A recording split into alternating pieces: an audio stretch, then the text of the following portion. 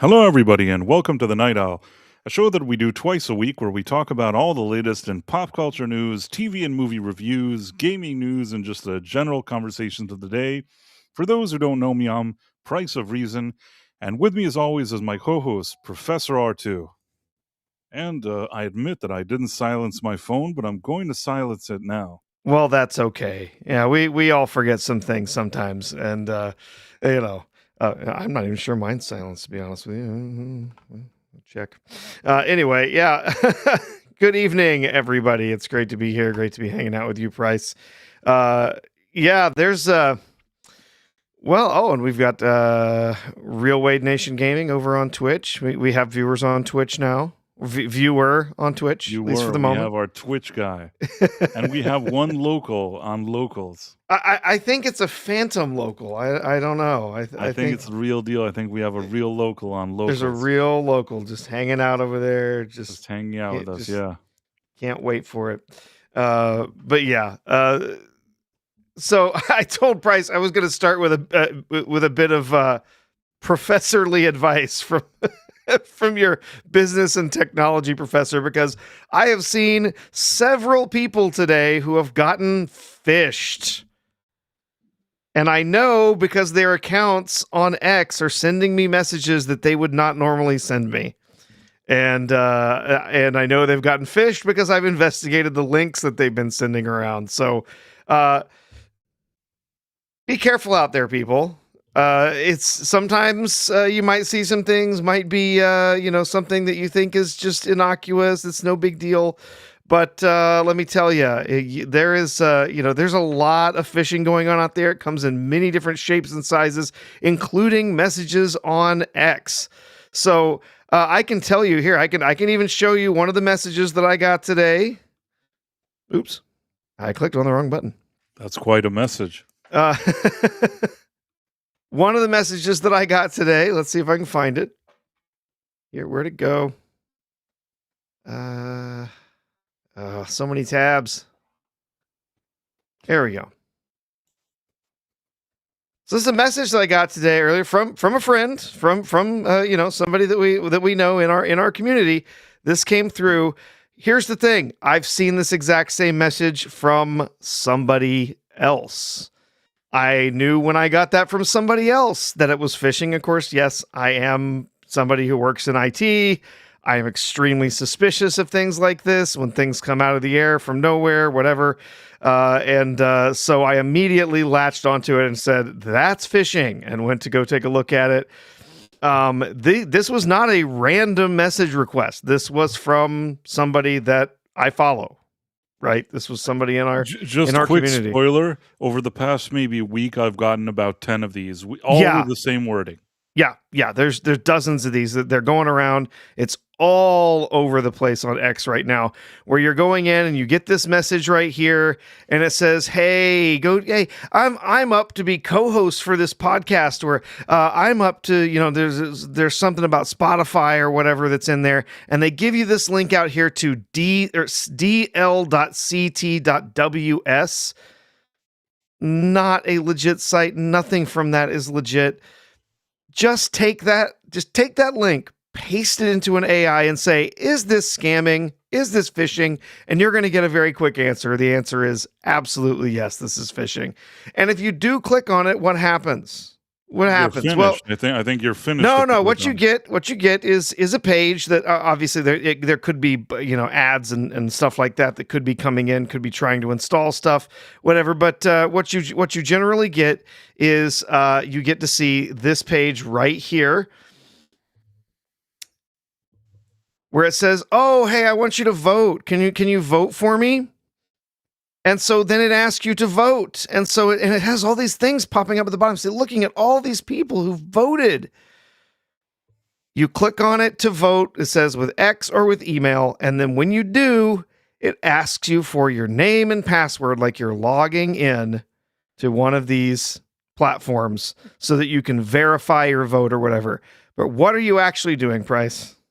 You're giving them your name and password. You're giving them your username and your password. I would never even get this far. I've never even clicked on them. The second I see it, I know there's something fishy. Yeah, you're giving them out your name and your password so that they can log in. And then once they do, let me tell you the secret. Everybody out there in the audience, Price, with what happens when you give away your username and password. The first thing they do is they go and they use that on the site that they know it's legit for, right? Right, and then they change it immediately. If they go to X, they go use it on that site, and then they change the password immediately.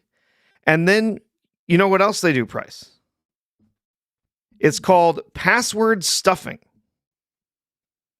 They take that username and password, especially if you logged in with your email, they take your email and your password, and they go try that on every other popular site you can think of. And in fact, they don't even have to do it by hand. They have an automated tool. They put those credentials into that tool, and it goes out there and it tries it everywhere. It tries it on Gmail. It tries it on Facebook. It tries it on Instagram. It tries it on TikTok. Tries it on every platform you can think of. So if you're using the same email and password on some other account somewhere, you're going to lose that one too. Which is why security professionals, IT people, we tell you every time, don't reuse passwords. Don't use the same passwords on multiple sites, because if one of them gets breached, you're going to lose access to all of those platforms. And it is going to be a nightmare. So there's two things I want to just tell everybody, putting on my professor hat, please be very suspicious when you get some kind of message like this. I'm glad to know, Price, you haven't been clicking on any of these messages. No, I'm a very suspicious person. I don't like clicking on any links. I think several times before. Also, I'm not the type of guy that somebody would say like, "Hey, bro, I'm going to host on Spotify. Why don't you click on this?" Like, it doesn't sound like something somebody that I know would say to me. So automatically, even if it's like from a account that seems familiar, I already know that there's something fishy about it. Plus, if you needed votes and you had to get to me, then you're not going to win anything. You know what I mean? Like, if I'm the guy, if it goes that far down you're done. You're not going to be the host of Spotify or whatever the fuck it is. Sorry, Sean. So yeah, that's the first one. Yeah, just again, make sure you're being suspicious of these things. Make sure you're not just clicking on links and going and putting this stuff out there. Entering your username and password somewhere because you want to help somebody out or whatever. The other thing is turn on two-factor, two-step, whatever, multi-factor authentication. Turn that on every account that matters to you. It's a pain in the ass. You got to go through and you got to get the code off your phone, or you got to go open your authenticator app, whatever, put that stuff in, or you got to click yes on the other, email, whatever. It's a pain, but my God, do you understand how much more secure your accounts are when you've got that in there? Yeah, I understand that the authenticator makes it more secure. It can be a bit of a headache sometimes. I had the opposite that I changed a password for something that had an authenticator, but then I couldn't remember the password, so I reset it. But then there was some kind of an issue because it logged me out, and then I changed something, and it wanted to send it to like a phone that it's such a long story. But I understand exactly what you're talking about. I had this happening to a friend who basically they had gone through a nasty breakup, and there was a lot of stuff in their life that got changed, and part of that was they got rid of their phone, right? They changed their phone number because it was just this bad. And they had a similar thing happen where they had an account where they had to go in, they didn't have their password for it, or there was like a forced password reset or something, but then it had multi-factor authentication on it, and then it tried to call their phone, but they don't have that phone anymore. It was a disaster. So that kind of thing will happen. That's actually why I don't like what they refer to as two-step authentication, where they send it to your phone, because that kind of thing can happen. And in fact, it's not trivial, but it's not overly complicated for someone to clone your phone and then be able to intercept those, right? The better thing to do is to have an authenticator app on your phone, or to use a service like 1Password or one of those other services to store your multi-factor authentication. That way you've got that somewhere else besides tied to your phone number. But yeah, turn on that multi-factor authentication if you can. It will save you many headaches, because yeah, even if you did accidentally give out your info, you fell for the scam, you gave them your username and password, they still wouldn't be able to log in without having access to your second factor. So yeah. And you are right, Argentum. A lot of places, the only option is text messages, which drives me crazy. They should have other options besides text messages. But yeah, that's kind of become the standard for a lot of groups, unfortunately. But anyway, there's Artoo's security moment for the for the time being. Yeah, I've seen multiple people getting phished on X today. You said you've seen a bunch of other ones as well. So yeah, be really, really careful about that kind of stuff, because yeah, you'll lose your password, you'll lose your access to it. Getting it reset's going to be a real mess. And it's even worse if you're sharing that password with other accounts, because you're going to lose those too. So yeah, messy This stuff. was a wonderful PSA, Professor. Thank you. In any case, I agree with you. I've been getting that spam all the time. I never click on it. For me, usually when there's like a new scam, I usually pick up on it. The only thing that I, in recent months, I once regretted is that I thought it was a video on X, and I clicked on it, and it was a link. It somehow fooled me that it looked like it was going to be a video, and it wasn't a video. And I clicked on it, and I quickly closed it. I don't even know where that link took me to. But the fact that I even clicked on it and it like managed to fool me, I was very sad about it, and worried for a few minutes that you'd start getting these kind of emails for me, like DMs for me, that I want to host Spotify or whatever it is. But it ended up being okay. Yeah, those usually just clicking on the link is not enough.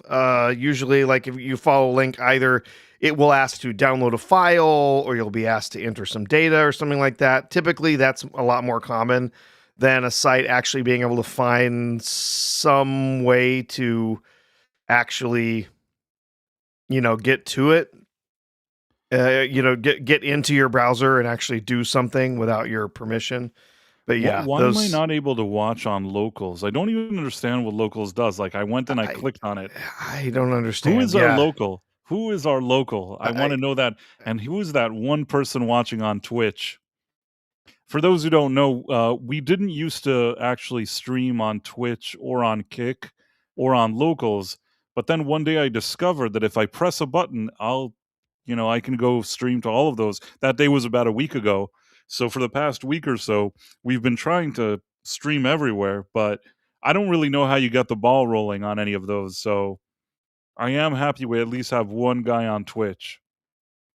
We've managed to win one guy over on Twitch, and it's only going to grow from here, Professor. Wade Nation. That's our friend on Twitch. Real Wade Nation Games. That's Real Wade Nation came through on Twitch. By the way, I don't know if you noticed now, like the whole setup, the overlay for this stream is different. I noticed you made some changes there. Yeah, Rumble in the top left corner and the Night Owl in the top right corner. And that's just some of the technology that we have here at the Night Owl that a lot of our viewers have grown accustomed to. It's almost like we're like two cops on a mission, Rumble and Night Owl. Right. That's probably what people think this stream is. And Rumble and the Night Owl. Tuesday nights on NBC. For a while, I got a ton of those invites on LinkedIn. Mm-hmm. Yeah, I mean, it's the same thing. I mean, not exactly. The ones that always surprise me is that you get those emails that, like, some lady from Russia wants to spend time with you, and it's like, come on, like, how many years can I receive the same? Oh yeah, all of those messages, all those messages on X, from like, Do you want to be my friend? Oh yeah, no, Will you those we have talk to also. me? Like just nonstop. Like, there's hundreds of them in my Credit log. credit to X though that they transfer those into like a separate folder. They do, But yeah. but if you click on the separate folder, you'll be like, "Are you from the United States? Do you like, do you want me to like whatever?" I don't want to repeat it here, but all this like all that weird stuff. Or like she's like, "I saw your profile and I thought you were so cute and I thought we should get to know each other." It's like, "Lady, I'm an orange puppet. If you saw my avatar and that's what turned you on, then there's something wrong with you or you're a bot or both." So no, but I'm talking about the classic emails that you get like, "I'm from Russia. Do you want to do this? Do you want to do that?" I'm thinking to myself, like, how many, whatever headquarters this is coming from, how many years can you send me the same email thinking that I'm going to actually, why am I going to fall for it now, Mm-hmm. Yeah, we Yep. got a guy on Twitch. Now it says we have 2 people on locals, Professor. We got 2. You and Phantom Oh, Locals me and guy. Phantom? But it won't even let me watch it. I don't even know what Yeah, to I do don't know. on. It's bizarre. And then, like I said, like you go check on it later, and it says it stops after an hour. I So, don't understand it, I don't Professor. get it either. I Hey, don't who's get watching it. us on Kick? Anybody? There No. seems to be one person on Kick. Oh, okay. I managed. Now I finally got into uh into locals. And by the way, I think we have one person watching us on locals. One that's not me. There is somebody here. I think. I don't know how to find out who that is, but I believe there is a person here. Nice. So yeah, things are moving along. Things are moving along slowly but surely. So People here, people there. now that you've given technology tips and I've described the new technological innovations on the Night Owl, what is it that we're supposed to be talking about? Remind me. Jimmy bleeping Kimmel. Ugh. Again.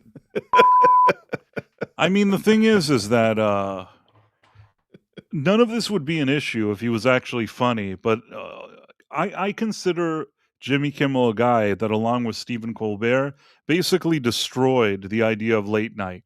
You could say that, like, the existence of YouTube and YouTubers and things like that took away a lot of the thunder from those late night, shows.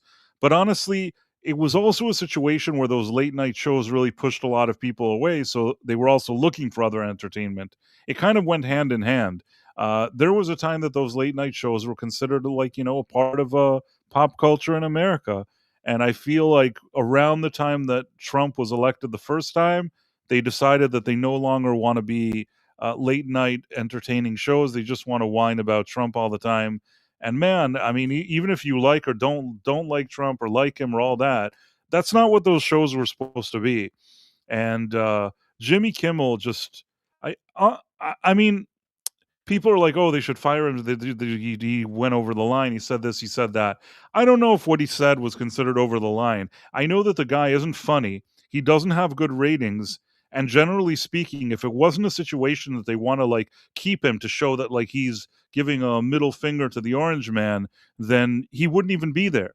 There's really at this point no reason for him to have a show because he's not funny and most people don't watch it. So for me, that's the worst thing. I don't like the fact that there's people that are doing their jobs poorly, that they don't have any results, yet they get paid millions all the time because certain people want to pat themselves on the back, even though nobody cares about their stupid show, and they ruin late night.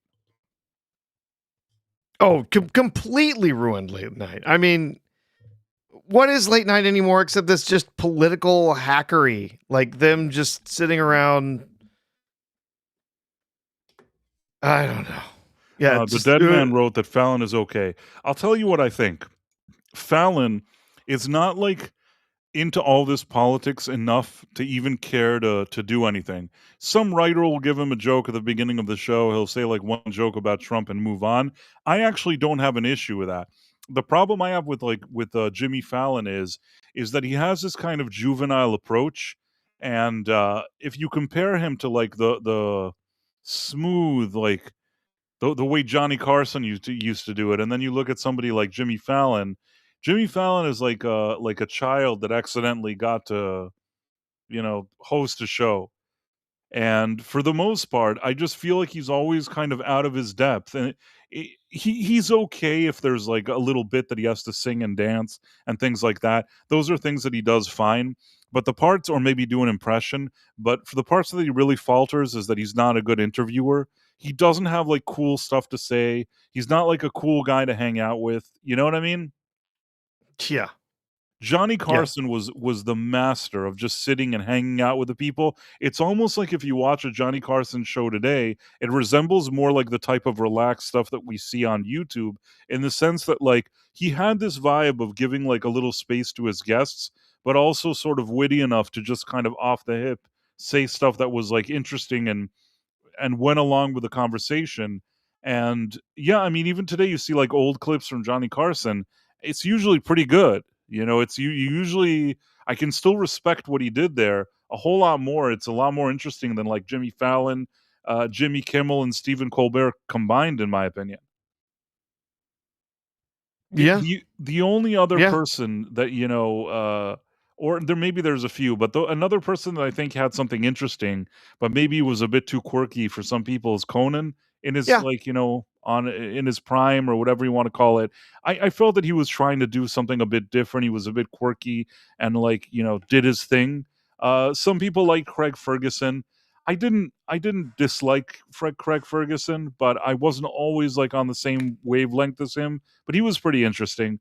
But, those are probably the last ones I can think of that were, like, halfway decent. Uh, Colbert, Kimmel, and Fallon is like, that's what you do if you wanna ruin the whole medium, or the Yeah. whole I whatever mean, field, you know what I mean? yeah, absolutely. Yeah, it just mentions Tom Snyder. I like Tom Snyder. He was quirky, kind of weird, the interview style and everything. I heard he was kind of an a-hole, but behind the scenes. But He seemed like an a-hole even on the scenes. Like, there yeah, was something about him that seemed a-hole-y, but, like, you kind of tolerated him. I yeah, yeah. didn't love it, but, No, I liked him fine. He has always had some interesting guests with interesting things to say. Carson was always and will always be the gold standard. Carson is incredible. He was a great interviewer. He took shots at every possible side. He didn't. There was nothing that was off limits. I mean, obviously the dirty stuff was off limits, but you know what I mean. Like he made dirty jokes, but it was always on the sly, right? It was right, but that's what always I liked about him, is that he managed to, like, slip yeah. in dirty jokes, so there was always, like, kind of, innuendo Yeah, or whatever it is. exactly. Yeah, yeah. It was innuendo. It was euphemisms. It was stuff like that. It was never just like swearing on, on live TV. It was never any of that. It was always just little. It was looks and little things that he would say here and there to slide it in. That was funny. But yeah, Carson was always and will always, I think, be the gold standard for late night. I don't think anyone's going to outdo them. I always did enjoy Conan. Very, as you said, quirky. I always enjoyed Conan. I know that Conan is a leftist. I know he's on the left. I think he's more moderate than a lot of these people are, but he is on the left. And I don't care. That was the thing, that for a very long time when he was hosting, that did not become part of what he was talking about, right? That was not what he was doing on his show.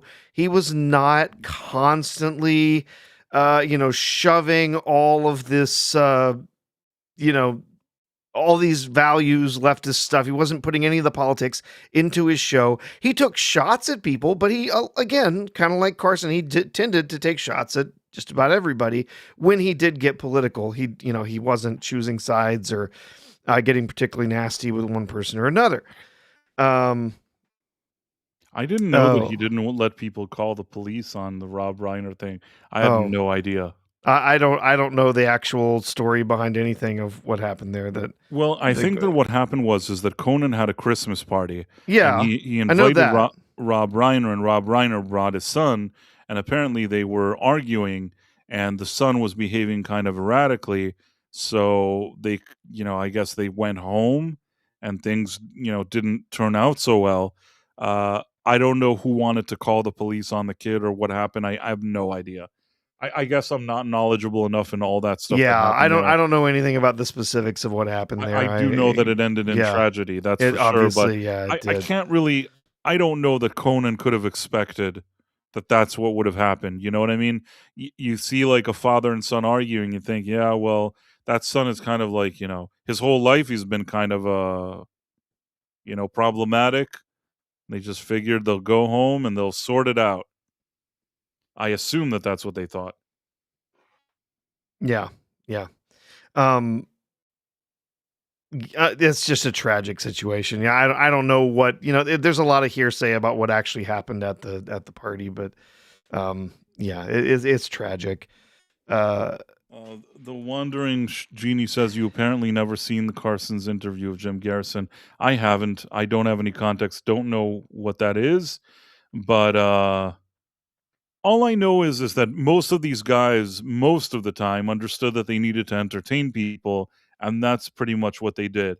I don't think that, like, maybe you'll find a moment where Carson had an interview or said something, but throughout most of his years, I think he generally just sat there, hung out with his guests, and did whatever it is that he does. And I think that Conan for many years was kind of like that. I don't know if he's changed later. I have no idea. I don't really listen to him these days. I don't know what he does.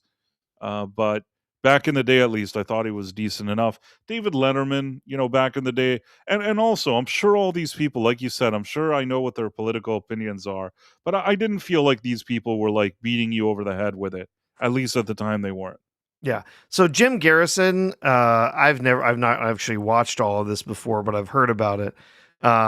Jim Garrison, it was a JFK conspiracy theorist, and there were some people that wanted him on there to give him more of a national platform to talk about his JFK conspiracies and whatever, and that Carson was very, very skeptical of what he had to say, and so was kind of forceful in his disagreement with him, and some people liked it and some people didn't. It was kind of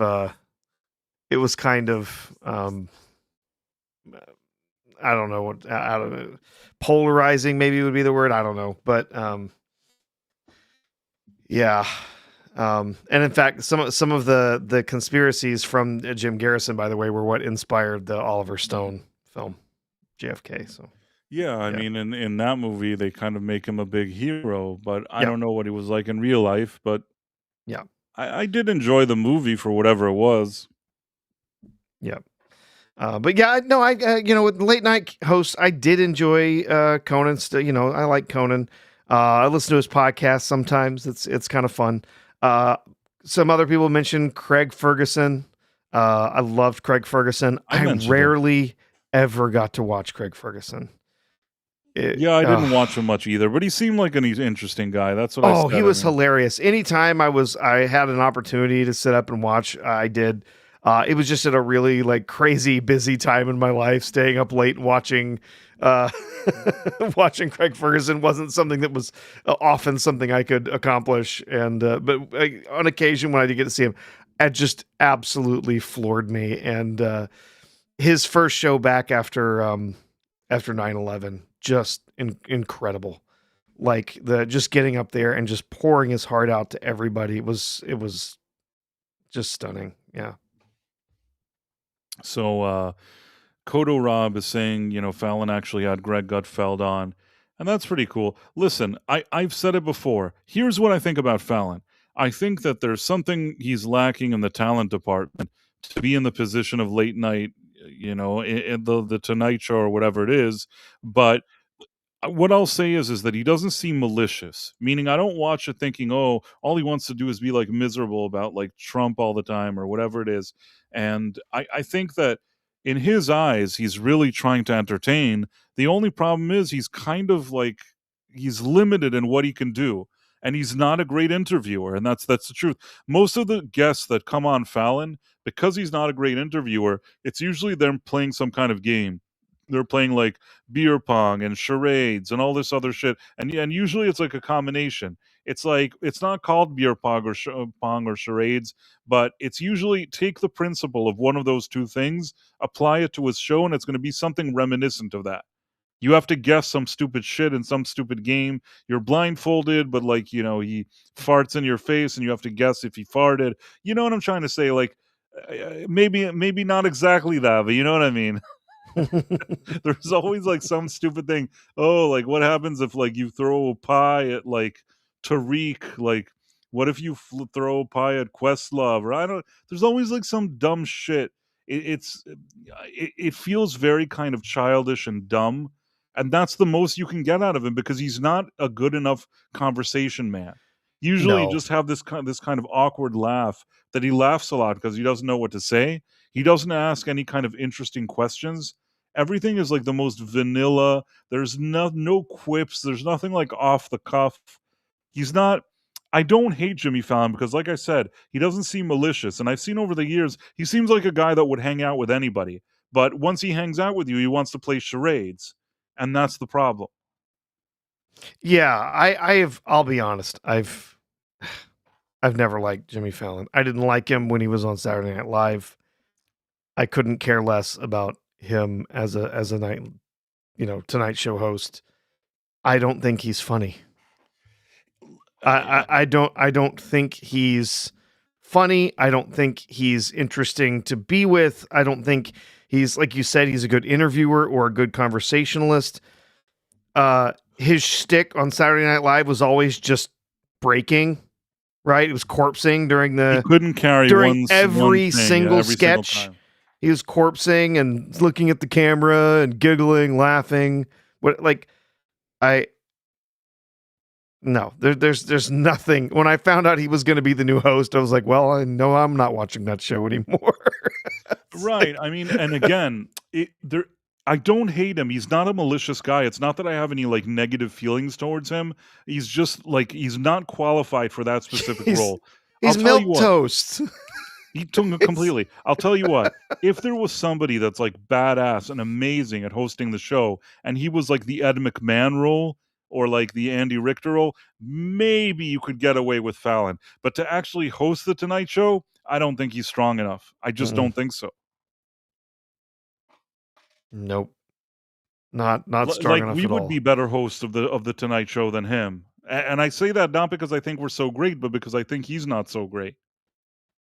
I think we could put real work into it, Price. We can make a fun show. We could. I mean, somebody would sit there and we just talk to them, and I'm sure that we'd have like we'd be able to drum up a more interesting conversation than him.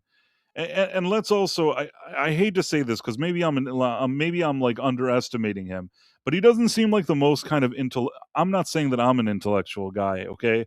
But I'm saying he doesn't. I think I'm more intellectual than him. Like, he doesn't seem like he's knowledgeable about a million things. You and I could just talk about the dumbest thing and talk about it for 7 hours. And then the conversation can go into like another layer and another layer and another layer. We're like, we're going like in 70 different directions and we're knowledgeable about so many different things. Maybe a lot of them are useless and stupid, okay? But still still better than Jimmy Fallon. I mean, really, what does he have to do? Engage them in like a 15-minute conversation before the next commercial break? And he can't even do that. Oh my God, you're the best singer ever, and I can't believe you came on our show. Oh, you're Ariana Grande. You're so great. You just sold $10 million.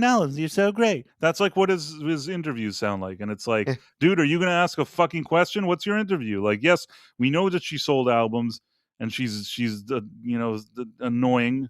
What's your question? So it's just like I said, I feel like if I met him at a party and like there were a few beers there and he talked to me, I probably wouldn't hate the guy. Like, it's a guy that if I went to a bar and he was sitting there, I could probably get along with him. But I still don't think, I think it's just, he's not in the right place. But what do I know? He gets paid a ton of, we're sitting here in the Night Owl, we're not getting paid millions of dollars. That guy's getting paid millions every year. So maybe it's unfair what I'm saying. Tim Hayes has some critiques for you there. Yeah. Tim Hayes says, "You are quite a character, Price, and also a bit on the silly side, but you need to tell jokes rather than tell Professor Artoo to do it." Yeah, don't think about it. Don't think about it. I mean, I think that our humor comes from us just being like thinking of something silly and just like dwelling on it. That's usually There what you our go. humor is. But if I had, if we sat there and there was a guest sitting with us, I think we'd have like something more interesting to say. Oh, sure. And especially, I mean, part of it is also you I guess you have to play it safe on TV these days. I don't know what. It's hard. It's hard also. But like, I don't know, the other day he had, like, Charlize Theron on, and she came out and she was sitting there and she didn't look too bad. I mean, she looked pretty decent and she was sitting there, and I don't know if she made a movie or whatever. I surely would have had more interesting things to say. The second she comes out, he starts playing, like, some game of charades with her. I'm like, "Dude, come on.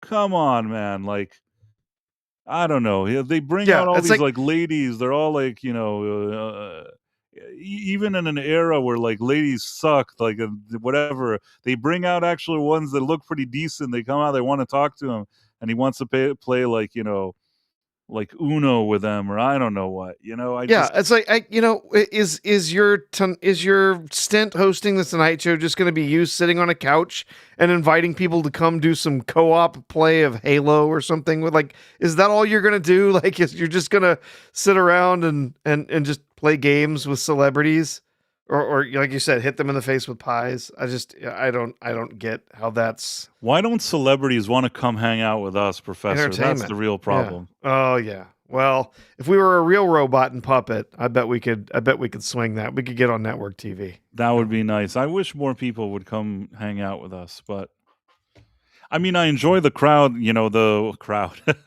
I enjoy the people that are here, like from the different platforms. We do have a nice audience show up, but I don't know why we don't have like the biggest guests. I would think that they'd all want to hang out here.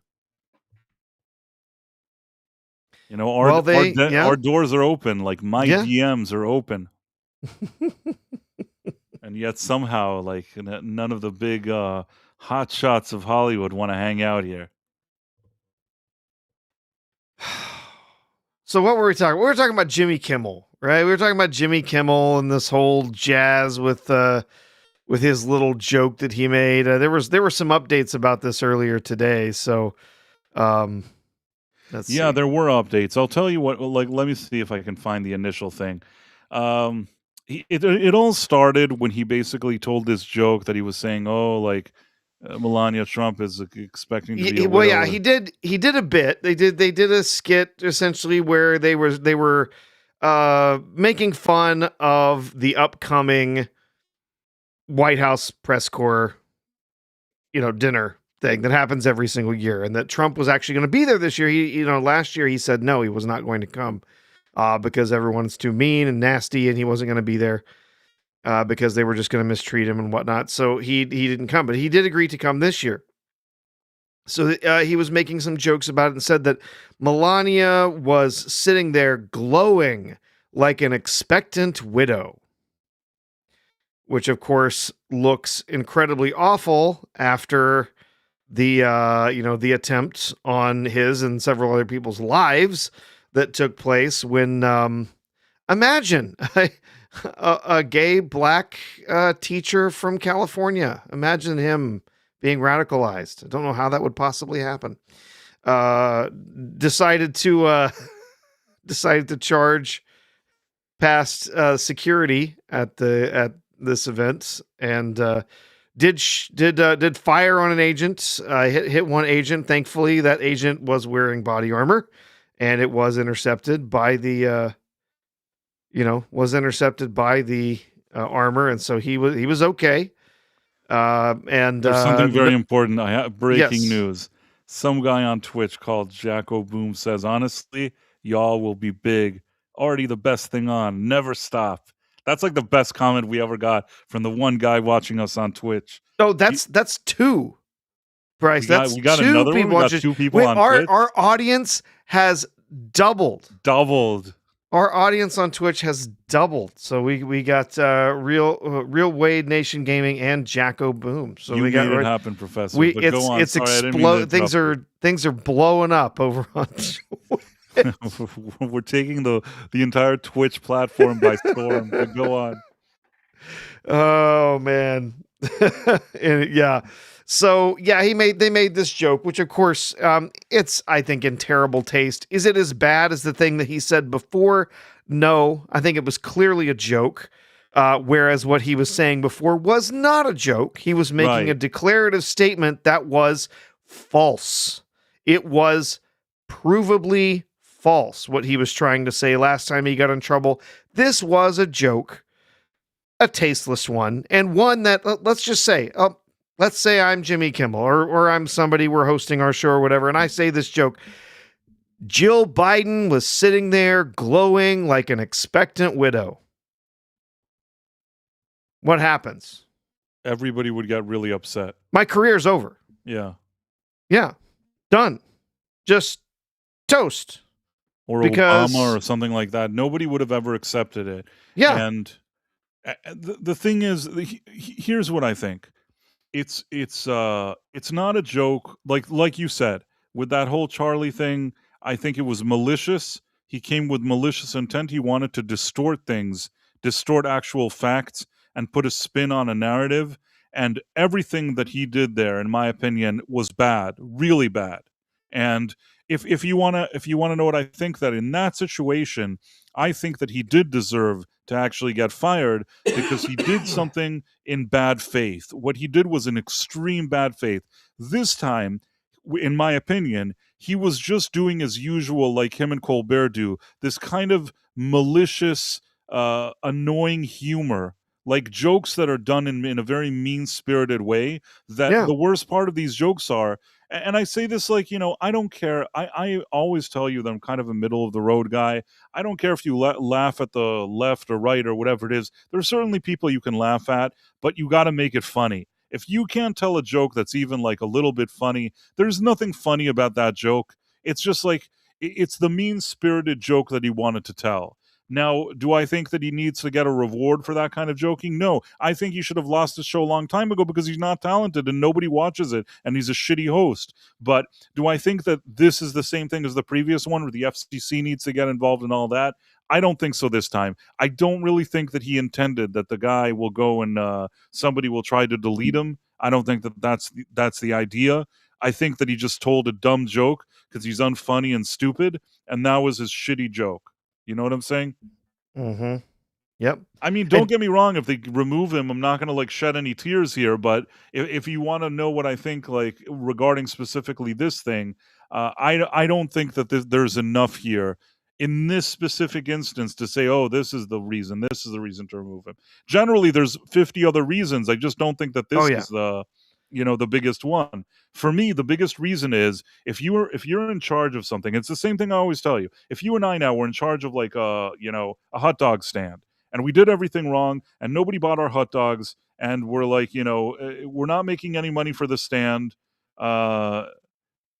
At the end of the day, and imagine it's not our stand, okay? There was somebody else that was the owner of the stand. He put us in charge. We never sell any hot dog. Everybody hates us. And we don't sell even one hot dog. What's the owner going to do? He's going to show up and say, you guys are shitty. You sold 0 hot dogs. Nobody wants to buy here. And everybody hates you. And I want you to go. And I'm going to bring a few like ladies that look nice to sell hot dogs. And they're going to sell 1 million hot dogs because you two are bums. And that I understand. That's kind of like Jimmy Kimmel. That's why he should be fired, because he's not good at his job, because he's a loser. Yeah, well, I'll be honest. I'm not worried about it. I think this is the final nail in the coffin. I think last time he was on thin ice. It definitely caused a lot of people to rethink whether or not they were going to be keeping his contract around.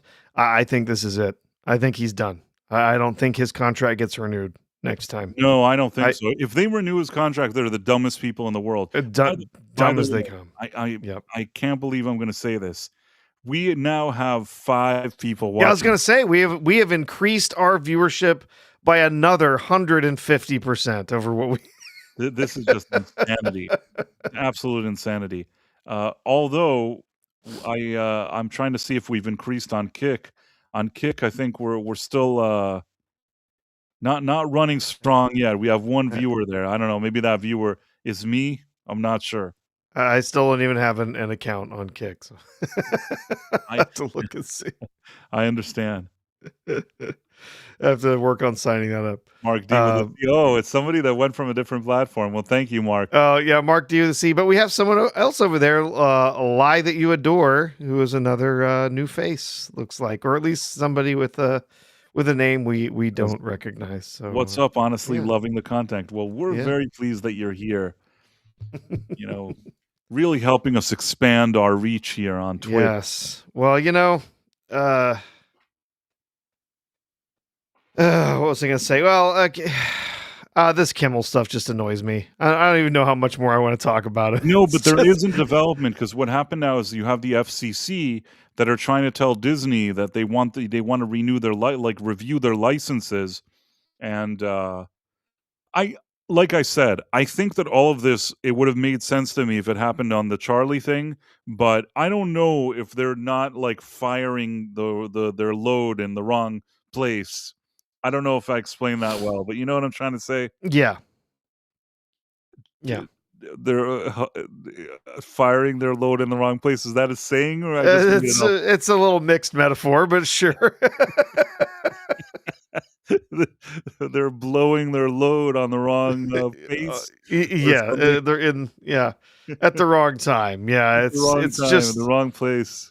Yeah, it's a bad. And honestly, I think that whole thing, like, we're gonna review your license over some joke that some meaningless hack made on a stupid show that's gonna get canceled anyway. I mean, it's fine, Melania, to come out and say, like, your joke was terrible and your show's terrible, like, get lost. That's fine. For the president to say, like, you suck, that's fine too. Like, FCC coming after their license, like, that feels like a little much. I mean, listen, I don't like, what Disney does and what ABC does, and I don't like Kimmel. Like, I really don't. But sometimes you also have to, like, be sensible with the way you operate. I think that the last time with the Charlie situation, there was a legitimate reason. There was, out of all the times that people were upset, that was legitimate. That was legitimately, like, I don't know, just in my opinion, like a scumbag, deceitful move on his end. Mhm. He had an agenda. He was trying to use his show to push like a political agenda, but in a way that's like sneaky and malicious. And it had to do with a guy that was just like deleted. It was inexcusable. Like, that was a big deal. I thought it was a big deal then. I still think it's a big deal now. This was a joke that, had there not been this incident, nobody would have ever said anything about the joke. It only became offensive because something happened that changed the context of it. It still came from a place that he's a douche and he's malicious and does things in comes mean-spirited. I think that's the word. It's a mean-spirited, unfunny joke, but I don't know that that's enough now to start this whole whatever this is. I mean, what do you think is going to happen with the FCC ordering the early review of license renewals from Disney ABC? I guess if nothing else, he's creating like a, discomfort. He's making them sweat, because initially I guess they were supposed to have like another year or two to prepare all the paperwork. Now they have to do all this stuff that they would have done in a year until May 28th. So if nothing else, it puts pressure on them. Unnecessary pressure. But you don't know. Maybe they'll put all the paperwork together. Yeah, couldn't tell you. It's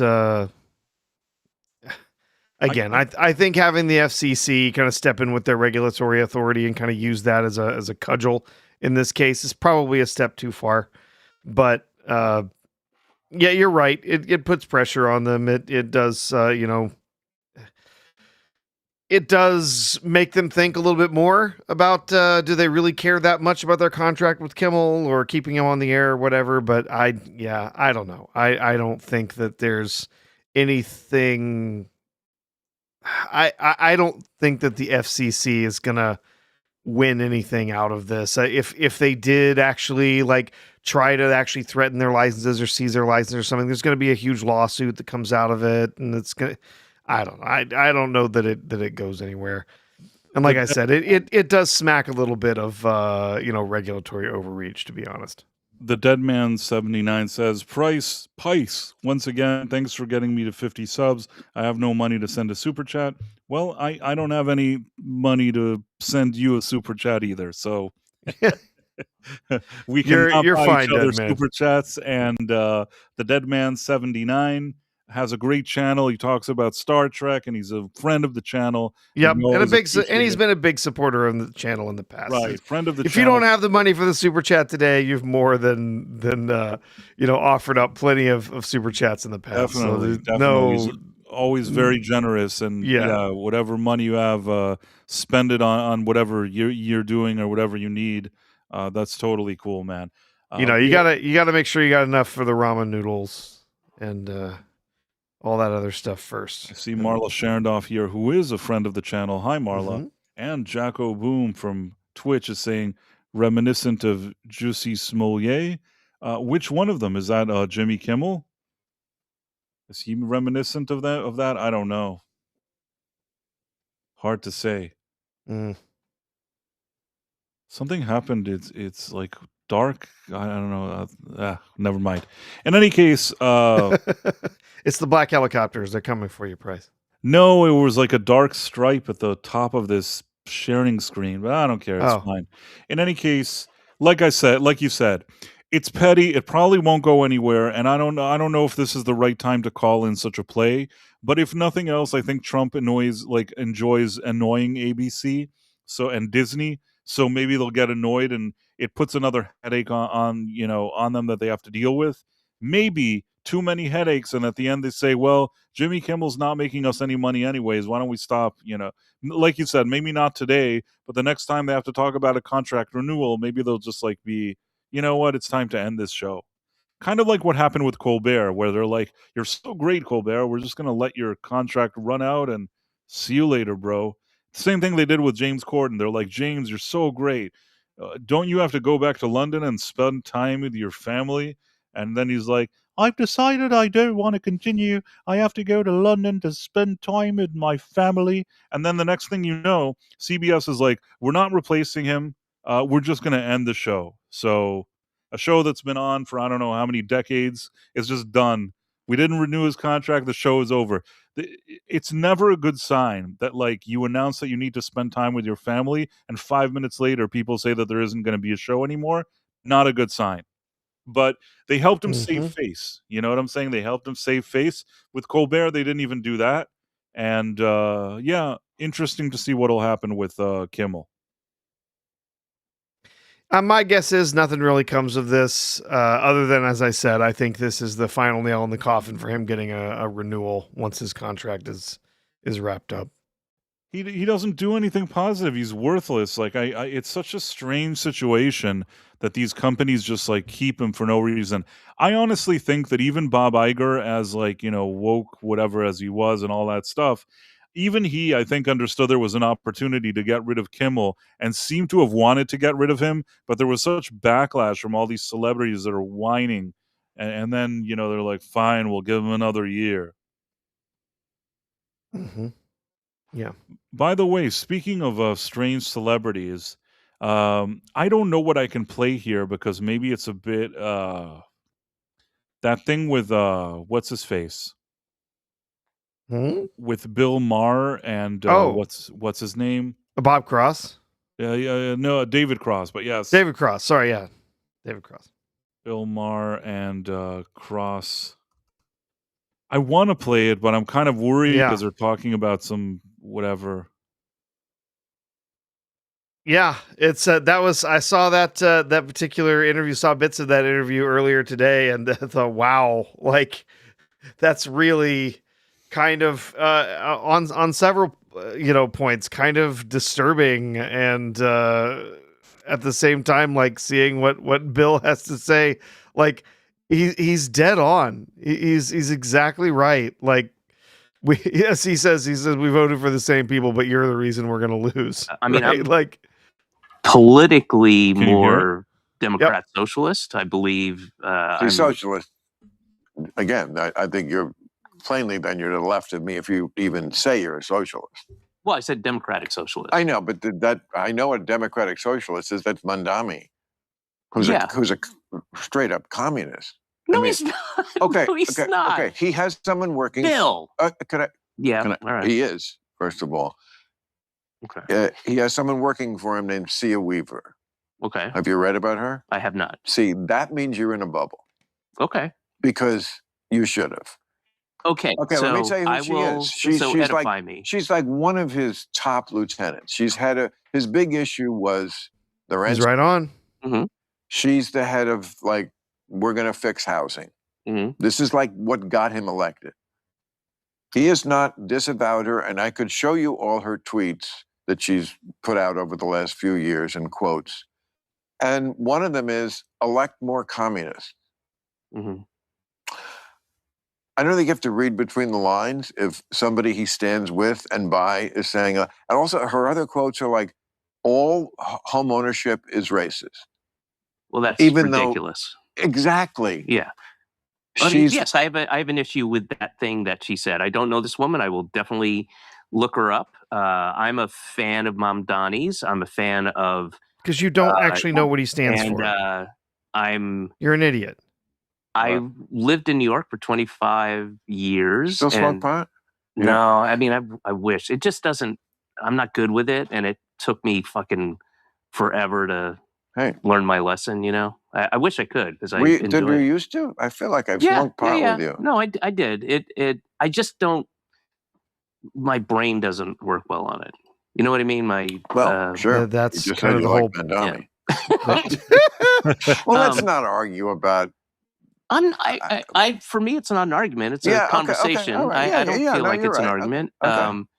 And I think he also going from the administrations that ran New York from when I moved there. The ones that kept people safe and kept crime low. Those Bloomberg ones was okay in a relative sense, but I mean, De Blasio and Adams are just not good. De Blasio was kind of feckless, and Adams was absolutely corrupt, blatantly. And I think, and let me guess, everyone you know voted for Adams, right? Everyone you know voted for De Blasio over there, David, because they were Democrats. It's just ridiculous, right? Jason says, don't play a price. They could use it against you. I hope not. I mean, if I would have played the thing with the Transformers, because there was another part of this interview where he's like saying that Transformers can know when they're little kids that they're Transformers and all this weird stuff. This whole interview, without realizing it, David Cross came off as a bumbling fool. Oh, he is the prototype for everyone in Hollywood. He's just willing to come out and talk about it with Maher.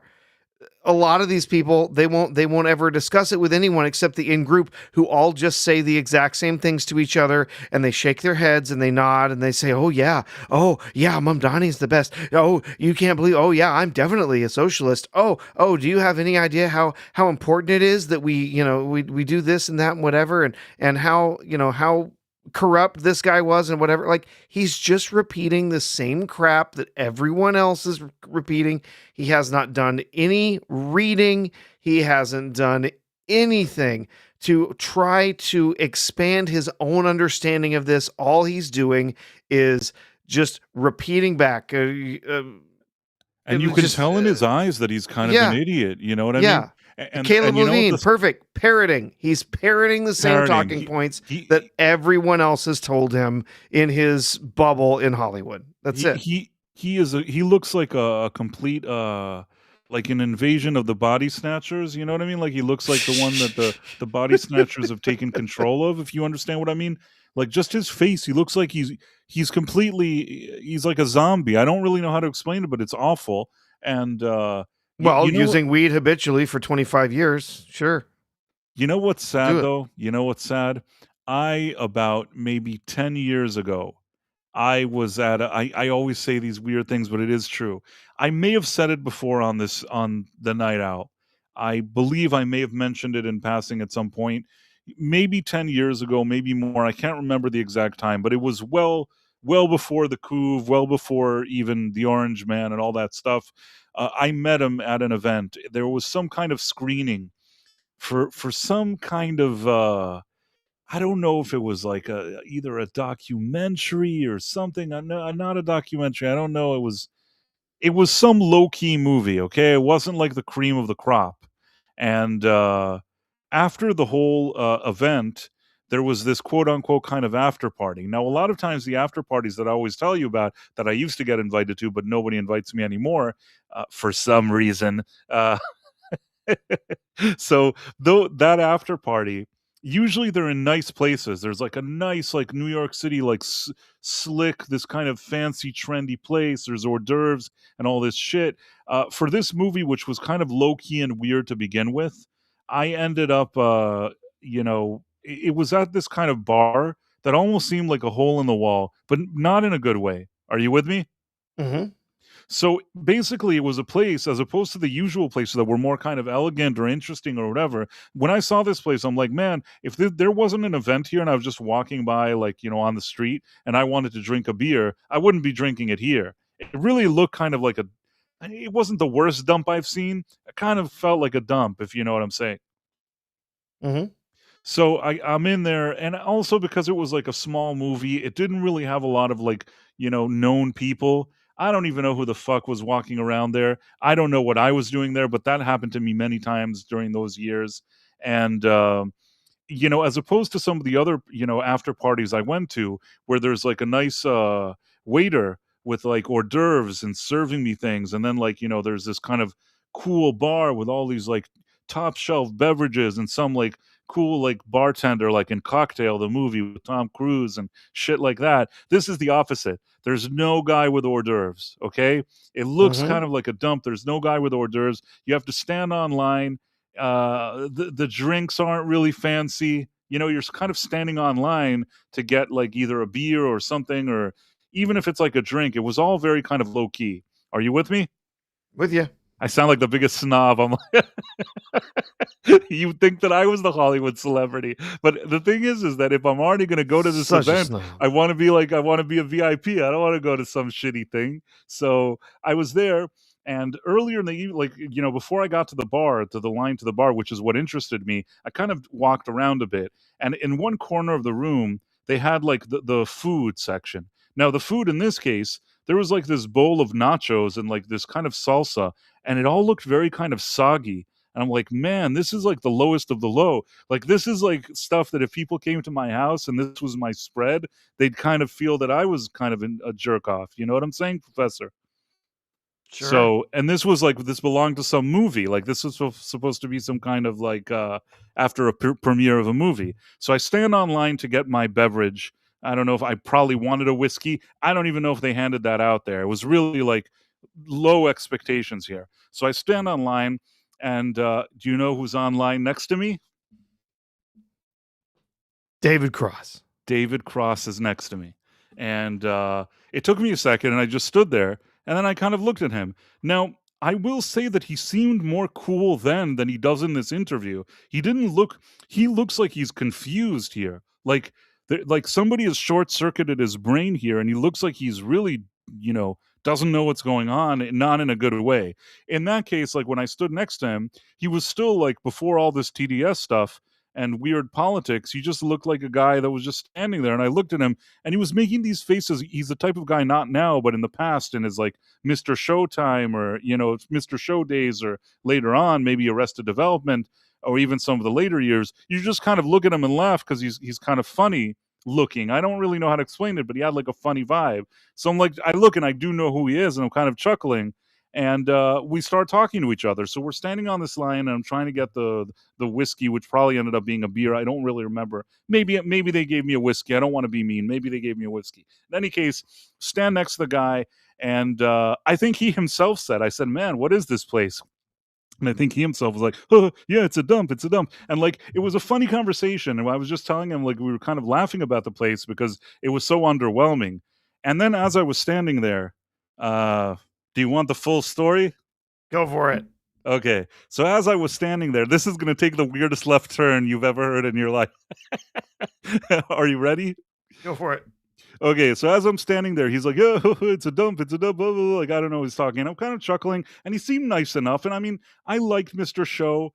The fact that this guy was even there, like he wasn't at the event with Bob Odenkirk. I'm more of a Bob Odenkirk fan, but I still, I still thought to myself, this guy is kind of funny, and he was kind of making me at least kind of chuckle a little bit. And then he kind of mumbled. He's like, "Yeah, it's a dump. There's Neil deGrasse Tyson. He's standing over there." And like, it was the most random thing. And I'm like, "Is that a joke? Like, why is he saying that?" I'm like, "What do you mean Neil deGrasse Tyson is standing over there?" Because this place really didn't have a lot of like who's and who's or celebrities or anything. It was basically me and David Cross in a dump. Okay, so he's like, "No, it's like Neil deGrasse Tyson." So I'm like, "I don't see Neil deGrasse Tyson." He's like, "He's over there." And then he points somewhere, and there's a guy that from a certain angle you may think he kind of looks like him, but it's too far and dark. I couldn't really tell. I'm like, man, there's no reason. There's no chance that Neil deGrasse Tyson is standing there. And Neil deGrasse Tyson, from what I could tell, was standing in the area with like the soggy nachos and like the salsa that kind of looked like a 5-year-old child's birthday party. So I'm like, why would Neil deGrasse Tyson be standing there? So, and I think I told him, he's like, "Oh, it's Neil deGrasse Tyson. He's standing next to the nachos." I'm like, okay, whatever. But like now it already annoyed me. So I said, I get my drink because we were both standing online. And like, I guess I got my whiskey or whatever it was. I said, "You know what? I'm going to go over there and see if it's Neil deGrasse Tyson." He's like, "Yeah, he's here." Like, whatever. So I start walking over there. And I walk towards the soggy nachos with the salsa. Are you with me, Professor? Okay. So I start walking over there, and then I walk with my drink, and I kind of was trying to look at like the angle of getting closer. And then as I arrive, I could see more clearly, and he kind of half turned around. And what do you know? It was Neil deGrasse Tyson standing next to the nachos and the soggy salsa, the soggy nachos with the salsa. And he was standing there, and there was sort of like a lady friend with him. Okay. Okay. So he's there with his like lady friend. I dare say I thought they had a beverage too. For some reason, I think they each had a glass of wine, which is rather fancy for this place. This place kind of was a dump, but I seem to recall that they had like a glass of red wine, each of them. In any case, like I saw him and he kind of turned around and looked at me, and I was just standing there, and I was like amazed that he was there. So he thought maybe I knew him or I don't know what. So like me and Neil deGrasse Tyson are now just looking at each other. And then he's like, "Hello." And I'm like, "Neil." And he's like, "Yes." And I'm like, "It really is you." And he's like, "Yes, it's me. Like, of It course." is you. It is you. And he's like, "What do you mean?" What do you mean it is me? Like, why wouldn't it be me? I'm like, "No, I was talking to David Cross now, and he told me that you were standing here, and I said that there's no way you'd be standing here, but I was wrong. Like, yeah, I didn't believe him, but you really are here." So then Neil deGrasse Tyson says to me, "Well, why didn't you believe him?" And I said, now here I ran into a problem because he was with a lady friend and I didn't want to embarrass him. If he was by himself, I'd say, "Listen, this place is a dump. Like you're standing next to a bunch of like soggy nachos with some like dirty bowl of like this crappy salsa. Like, and it had like I can't explain it. Think of 5-year-old's birthday party. That's what it looked like, and he's standing next to it. So I wanted to tell him that, but he was with his like lady friend, and I didn't want to make him look bad. He didn't understand that I was trying to help him, but he didn't get what I was trying to do. I was trying to help him save face. So he's like, "Well, why didn't you believe me?" I said, "No, it's not like, it's not that I didn't believe you. It just, I didn't think, because this doesn't seem like the event. And yeah, and I don't know." And David Cross was saying, and he's like, "David Cross." And I said, "Yeah, he's standing right over there." And then like I turn around and David Cross is gone. I don't know where he is. Like he's gone. So I'm like, "No, I really was talking to David Cross." And he said it, and I didn't believe it. He's like, "Well," and then he says to me something like, "You do know that sometimes I do get invited to these type of events." And like he's standing next to his lady friend who's like nodding yes when he's saying that, as if like I'm trying to say that he wasn't good enough to be at the event. And that's not what I was saying at all. But now I've somehow like entered some strange territory, complete misunderstanding. So I said like, "No, of course you get invited to events. That's obvious. It's just that usually," and I said something like, "For me, it was just strange to see you here because I'm so used to seeing you on TV." Now, what I meant is that I'm a loser that usually sits at home and watches TV, and probably I would see him there. So why would he be at this shitty place? But then he says, you know what he says to me, Professor? Go ahead. He says, well, I do sometimes appear in films, like not only TV. What? And I guess he was saying that like he can get invited to an event like this because he's not like strictly a TV guy. He also appears in films. And he even mentioned to me whatever he is either in Justice League or Man of Steel or both. I don't even remember now. But he said that he did some DC movie. Whatever that was, like I can't remember. I haven't watched either of them in a really long time. He was in one of those and he was mentioning it, and his girlfriend, like whatever that lady friend was, continues to like nod, is like, yeah, you tell him, like I'm the asshole, you know what I'm saying? I'm just trying to get out of this, and I'm just trying to be nice, and nothing I say is good. So he's like, well, I was in this thing, and that's, I said, of course, I remember seeing you there, and this and that. Yeah, of course you were. And I just said like, yeah, no, I totally, it's great to see you here. It's so great. And I kind of just walked away with my drink. But in his eyes, I think he thought to himself that I was an asshole. Well, that's okay. Neil deGrasse Tyson is highly overrated, and he might have a PhD, but as far as actually doing research and being published, almost non-existent.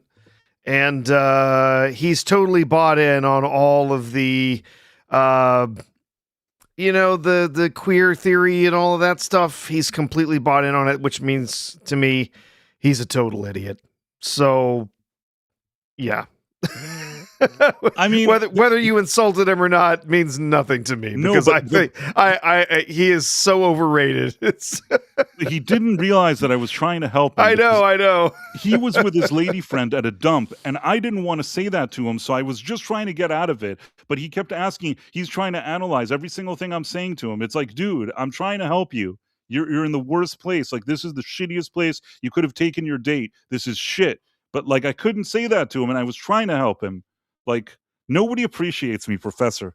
They just don't understand how far you go to try to help them out.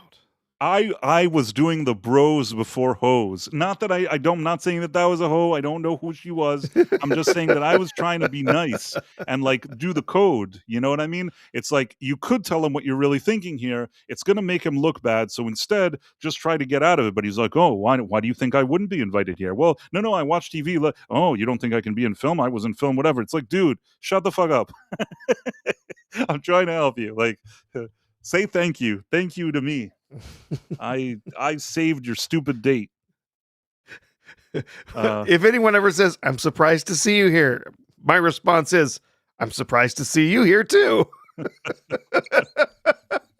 No, but at the end, I'm like, I do think that later that evening on my way out, I tried to correct this. And like, I saw him with his lady friend when I was already close to leaving. I'm like, oh, it's so great. It was so great seeing you here. But I didn't feel like he thought that I did think it was great to see him there. I don't think his lady friend thought I was thinking it was great to see him there, but I tried my best. Yep. Well, you did what you could. You tried to salvage it. But do you get what I'm saying? That I was saying I'm so used to seeing on my TV, but he thought I meant that he's not good enough for film, for a film premiere, because he's only on TV. 100% he's got a hell of an ego on him. I'll tell you. If you haven't picked that up from some of the other stuff that he's done. I think that just by the reaction, and you know what, again, never addressed him standing next to that like soggy bowl of nachos. Never addressed it. I wanted to hear his explanation how he got there. But that actually was one of like the worst, premiere things that I've been to. It was like an after party of sorts. In any case, yep.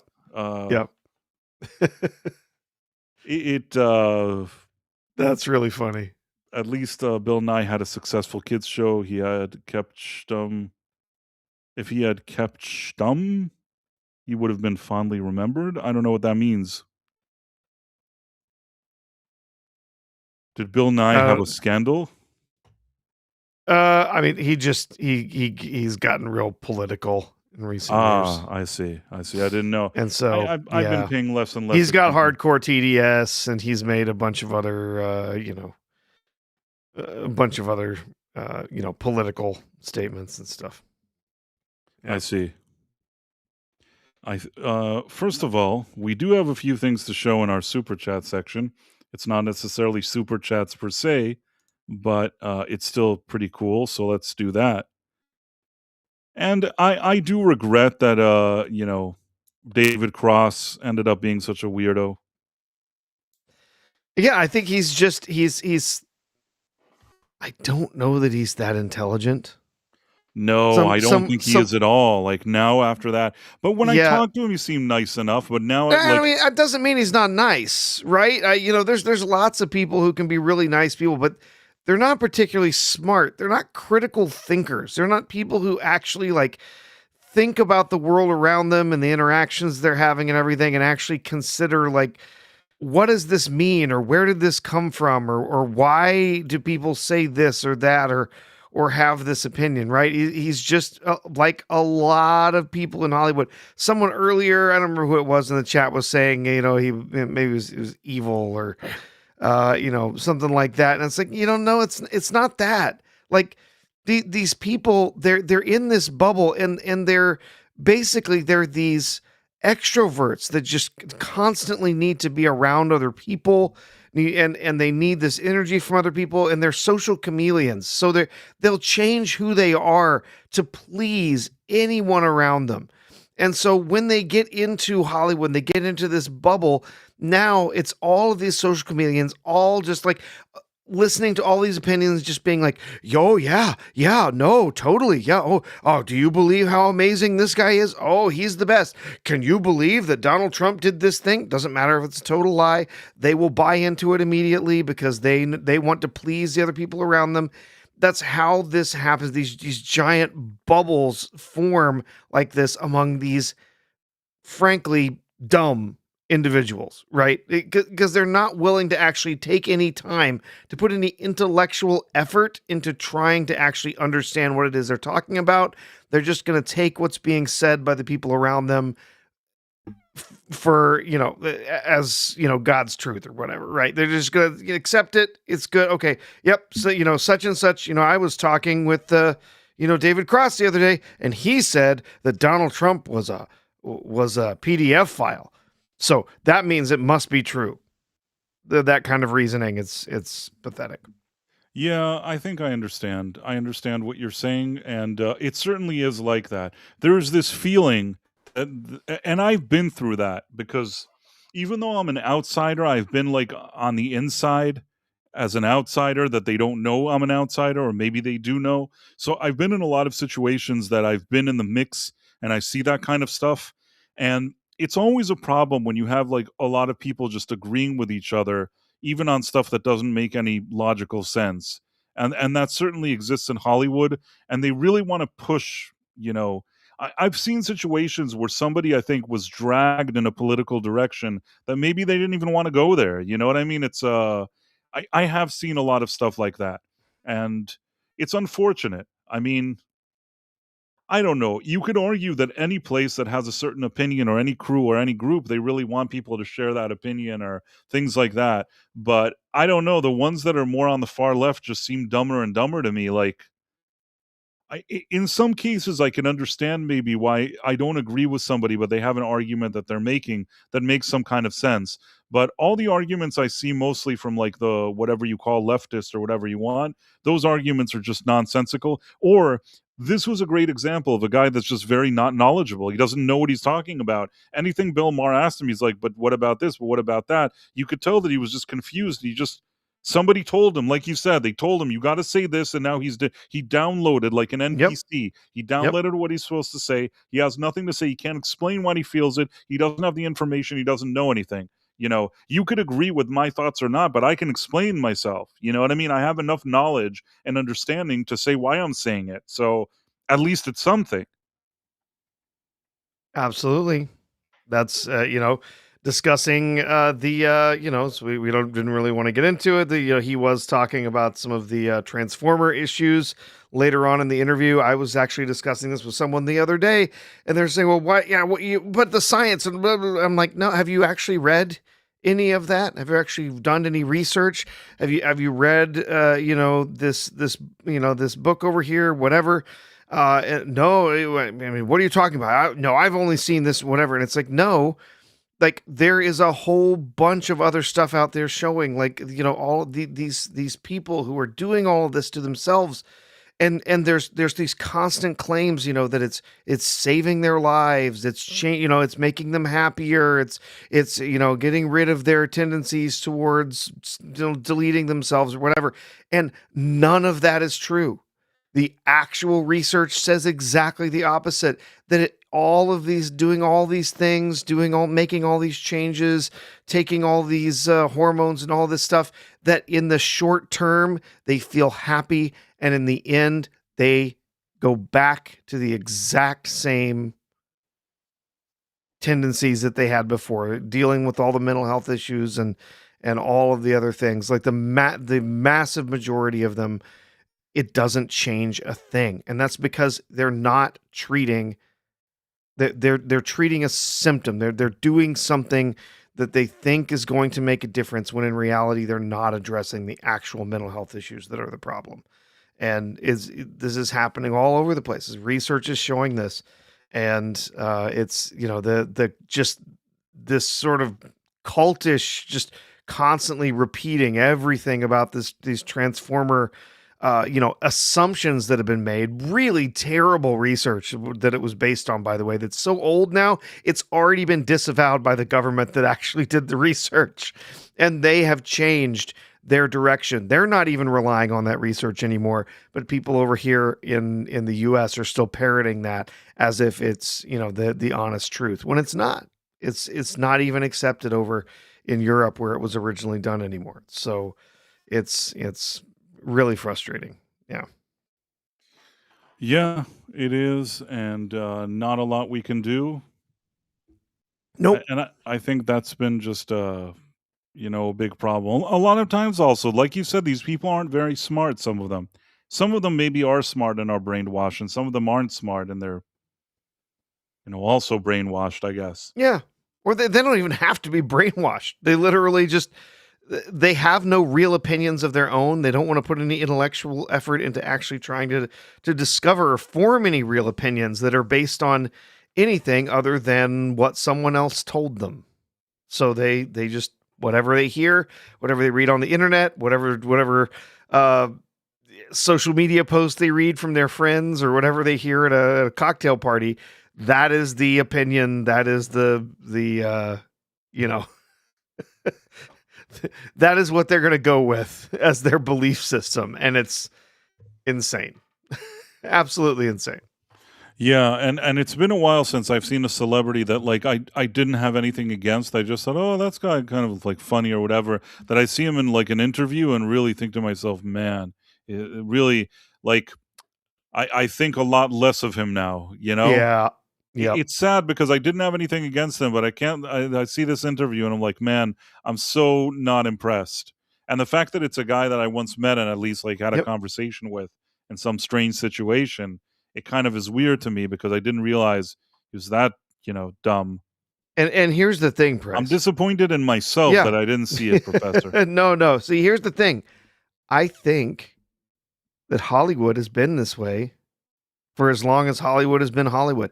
I think most of these actors, most of these actresses that we've looked up to and enjoyed performances of for 50, 60, 70 plus years, they've all been this way. They're not intellectually honest. They're not engaged in trying to form their own opinions. Most of them are just these people who are just willing to just accept whatever comes their way and listen to whatever opinions other people have, adopt them as their own as a shortcut to reasoning or whatever. But we didn't know that, right? We didn't have to sit there and listen to these people with their awful opinions. with their stupidity, talking about it on podcasts and streams and constantly tweeting out or messaging out, posting their stupidity publicly for everyone to see. We didn't want to hear their opinions on politics or any of that stuff. And most stars avoided getting into those issues and talking about those things so that we wouldn't, we wouldn't turn our backs on them and say, I don't want to support that actor or actress anymore because they didn't like the presidential candidate that I liked, or they have this political opinion or whatever. I think it's been that way with idiots, these stupid people like David Cross will just listen to whatever you have to tell them and just parrot it later. Those people have been around for a very long time. We just didn't have to listen to them parroting that crap. I just at every realized turn. that Rebecca Gold is here. Ian, I sent you a DM, although I know it's like you're either sleeping or you're about to sleep or you slept or I don't know what. I think he's getting up, starting his day. But yeah, Right. So maybe it's already always welcome. He is Ian, always if you welcome. feel like hopping Ian on. is 100% a friend of the channel, and it's nice to see him here. So Yep. I did send you a DM, but I understand that you're probably drinking your coffee or whatever it is that people do. I don't drink coffee, though. You know that? You don't drink coffee? I don't drink coffee. Wow. I do drink like caffeinated drinks, like a Diet Coke or something like that, but I don't Okay. drink coffee because I don't know. It's a really long story, but I will say this. Many years ago, I was in a situation where a lot of people would wake up very early and would drink coffee, and this would irritate me. And I didn't want to. I didn't want to drink coffee, and I made it. I just said to myself, I never want to be like these people. I never want to be like they can't do anything. They can't start their day. They can't do anything if they don't drink their coffee. And it's like coffee has taken control over them, and I don't Yep. want that. So I said, Well, I'm not. the funny thing is, the truth is that a lot of people drink. They get up in the morning and they drink coffee, and they believe specifically that the caffeine is what preps them for their day. It's what wakes them up, whatever. When in reality, most people the grogginess that they feel when they first get up in the morning is actually just dehydration. You're going to get 90% of the benefit that you get from drinking coffee from just having a glass of water. And just hydrating, right? But I enjoy a cup of coffee. I usually have a cup of coffee when I get up in the morning, just part of my routine. I am not, oh my God. There was a guy that I used to work with, Price, that would brew a pot of coffee like practically every hour. He was drinking just gallons of coffee every day. I don't know how he drank that much coffee. He was constantly just chugging it. I enjoy a nice cup of coffee. I enjoy some tea from now and then, either hot tea or iced tea. I like that too. But yeah, there are definitely people who get very very possessive about making sure they have their they have their coffee in the morning. I get it. Yeah. Let's see. I'm trying to set this up because I see that Ian is here, but for some reason I can't. Hello. Ian, how's it going? Mega Geek. It's going all right. Hey, buddy. Good morning. Ian, the Mega Geek is here. Yeah, morning, guys. Well, I don't know, evening to you guys, isn't it? Evening, morning. Oh, it's morning here. It's just right. we haven't gone to bed yet. Yeah. How's So it going, weird. guys? Technically All right? morning. Trying to fix this whole situation. I don't know what the big deal is about coffee. Americans love coffee so much. You drink it's crazy. tea, right? Yeah, I'm drinking tea now. Actually, yeah, tea. I would probably like that better. You know what I mean? Like I'm probably better with tea than I am with coffee, but I don't drink either of them in the morning. Yeah. Well, breakfast is not meant to be good for you, is it? Breakfast. You don't really need to eat in the morning. Mm-mm. I mean, Mr. Kellogg's convinced the whole world that breakfast was the most important meal of the day, which it's Yep. not. Yep. So yeah. So I guess it's something you got used to. rarely ever have breakfast. I Yeah. just don't. I am not hungry when I get up in the morning, and I'm definitely not hungry for what a lot of people tend to have for breakfast in the morning, like sugary stuff, all the time. Like or like heavy stuff like pancakes. I don't want that. I might have some eggs, Yeah. if I feel like cooking something, might have some eggs. I mean, on occasion, if there's this, something special going on, or if I get the opportunity to go to a restaurant or something for breakfast, I'll have some, nice big, fancy breakfast with lots of fixins and stuff. But man, yeah, most of the time, I'm perfectly happy just skipping breakfast altogether. Yeah. Breakfast is good. Without sugar. Yeah. I mean, what did I eat this morning? I ate Weetabix, some tea, and some orange juice. Orange juice actually has got a lot of sugar. Didn't Kellogg screw over his brother? I'm not sure. There was something like that, yeah. Do I talk slowly? I didn't notice. No. I talk slowly. That's the first time anybody's ever said that to me, Caleb Levine.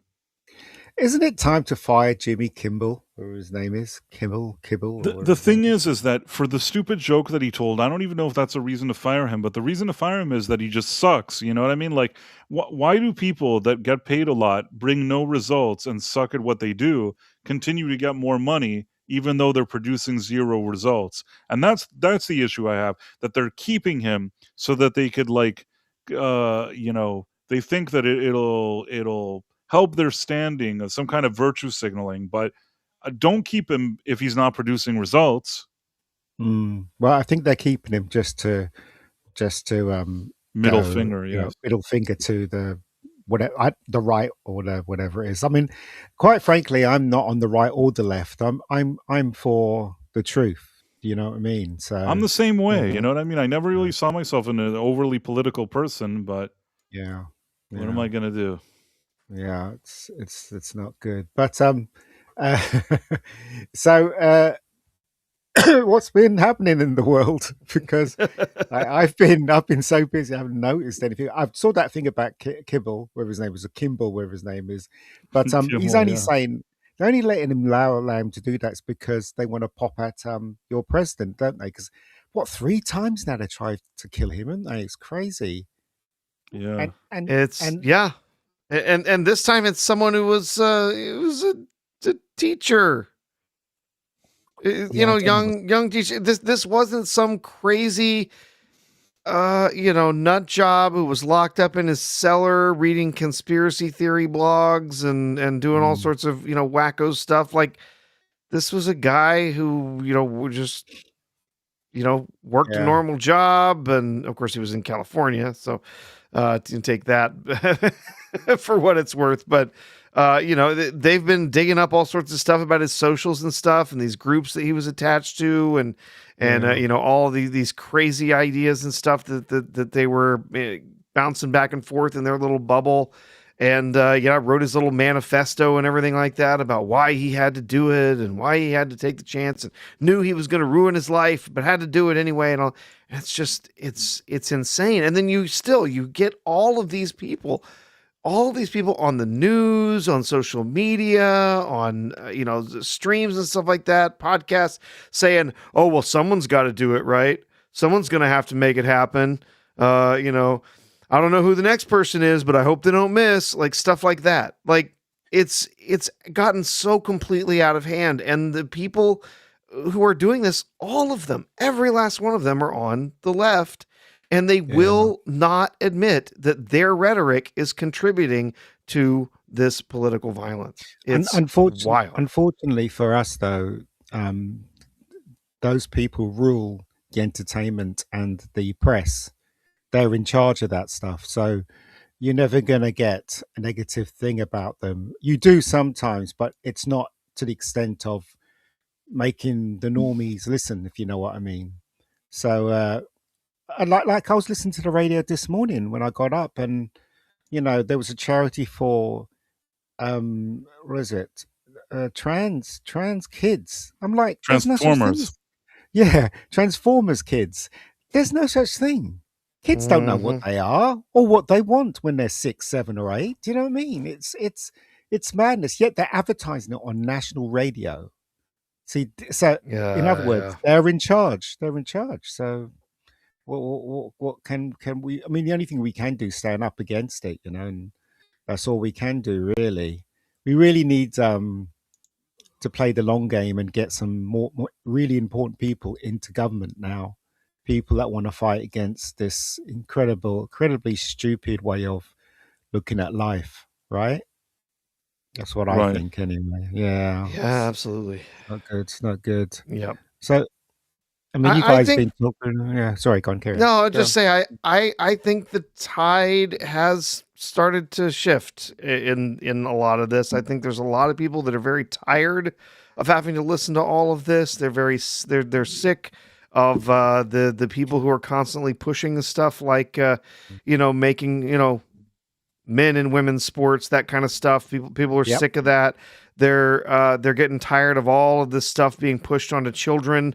And I think there is a shift in at least some of these ideas that have been really, really popular among some particular groups in recent years. I think there's a real shift that's in the works for that stuff. Now, other things like like immigration, not sure about that one. Not sure that there's going to be a shift for that yet. But we'll have to wait and see on that. Have you? So you guys must have heard of the thing about YouTube, right? Trying to, in other words, they're saying the bots are dismantling channels, right? Have you heard of that? We're also on YouTube, so of course we haven't heard of such things, and we can only hope that YouTube loves us and never wants to do that to us. I'm just saying, right? I think this is an excuse, right? Because I reckon that the powers that be have gotten to YouTube, and this is the start. They want to eliminate people with a different opinion to theirs. I reckon YouTube's been infiltrated. So this is just the start of what they're doing, right? A lot of people are calling them out for it, but it's going to get worse, in my opinion. It really is going to get worse. We love YouTube. We think YouTube is great and hope that they would never shut us down. Never. There's absolutely no truth to any of the rumors that you've been hearing about. With you more, Mega Geek. Right. It's an interesting opinion, and you definitely left us with some food for thought. But I'm gonna have to push back here. you got your channel Trump versus, you know what I mean? So you might have to change those titles there. The thing is, I just said that Trump was versus Jimmy Kimmel and Disney. Now we don't know if that's good or bad. You know what I mean? We're just it's happening. We don't really know. It's crazy, by the way, did you notice that I've revamped your image? Yeah, I know. You've given me more of a body. now this looks like very serious, and there's like the I changed the light source also. Maybe as a director you could appreciate that. I could appreciate that. Yeah, definitely appreciate that. So you've been talking about Trump, Jimmy. Yeah, Kimmel. We talked about that for a while. All the terrible late night hosts. Hey, I got a question. I haven't gotten to ask any of our friends across the pond about this. Have you watched any of the new UK version of SNL? No, I don't think anyone has. I don't think anyone wants to. It's a stupid idea. It is. Sky TV is the one that's actually made it, and they keep advertising it, but the viewing figures are really low for it. They actually want some of our comedians to be in it, thinking that we watch it because of them. But we look, comedy's dead in England, completely and utterly dead. They don't make sitcoms anymore. They used to have a variety show which was on Saturday nights, which was hosted by a very famous comedian. That's gone. It's like they're scared that comedians will say something that they don't agree with. So it's all gone, mate. It's all gone. By the way, so no one's watching it. I'm happy that I have you here for another reason, because I don't know if you've been seeing some of these weird critics for the Michael Jackson movie. Yes, I have. There's this one guy that he just can't stop annoying me. Like, let me see if I can find this guy. I'm going to prove once and for all on this stream, and this is just my personal opinion, why I think that like John Rocka or whatever his name is a weasel. Are you with me? Okay. Okay, wait a second. Let me see if I can find this. How do I find this? Accusation. Let's see if I can find this thing. While you're looking at that, I did, because I remember part of that story about Kellogg you were mentioning. Yeah. So I did look it up real quick. So yeah, actually, they both screwed each other over. So Wow. So I was right that there was something with a brother, right? Yes, yeah. Well, because I remembered they were brothers, and I remember that one of them like kind of screwed the other one. But yeah, apparently, so John Harvey Kellogg, which was the older guy, he's the one who invented the flake cereal, right? As part of his little health cure for his sanitarium or whatever. And then he had his younger brother who worked for him. But for many years, he treated him badly, called him a lackey, he paid him poorly, whatever. And but he continued to help out on the business side. And then eventually his younger brother, Will, ended up stealing the cornflake idea, putting sugar on it, and then mass marketing it to the public, starting his own company and making millions. Wow. And then his older brother got really pissed because he stole the cornflake idea. But And by so the yeah, way, they kind of screwed each other over. were you not impressed that I knew that there was something with the brother? Come on, man. No, I remembered Would something David about it. Cross- I just would didn't Da- remember the details. Yeah. If David Cross were sitting here, would he know that there were two brothers in the He Kellogg's wouldn't that screwed know. each other over? No. Well, He there probably was wouldn't a know it was a film. cereal company. There was a film made of Kellogg's, wasn't there, with Anthony Hopkins? You guys know that, right? They made a movie Yeah, about it? yeah. Yes, they did. They made a movie about it. It seems like it would be an So, interesting movie, but I don't remember it. yeah. Anthony I've Hopkins never played watched it. the catalog. Nor have I. Mm. But that was it was a long time ago. I think it was about over 10 years ago. I think that film came out. Didn't make any money though, so there you go. But as I said, I think social media is bad on one hand, but sometimes it's good. For instance, as I said, with social media, I would have never known that breakfast was made up and it was one big lie saying that's the most important meal of the day. It is. It's one huge. It's because of the internet. I learned it off the internet. It's marketing is what it is. Yeah. It's pure marketing genius. I mean, they talk about that in marketing school. They talk about turning something around, being like, we turned this marketing thing into a huge cultural phenomenon. Like that's but yeah. The main character in Landman said it, didn't he? In one scene. Do you remember that? I don't know if you What guys did he watched say? Landman. He was having a smoke, wasn't he, in this hotel, and this woman came up to him and said, "Do you want breakfast?"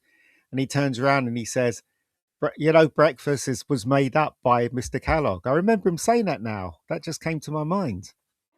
Now, Anybody maybe remember that bit? now that you mentioned maybe, but I knew the thing with the brother, and that I didn't see it in a movie. I knew there was something with the brothers, and I'm gonna take credit for that.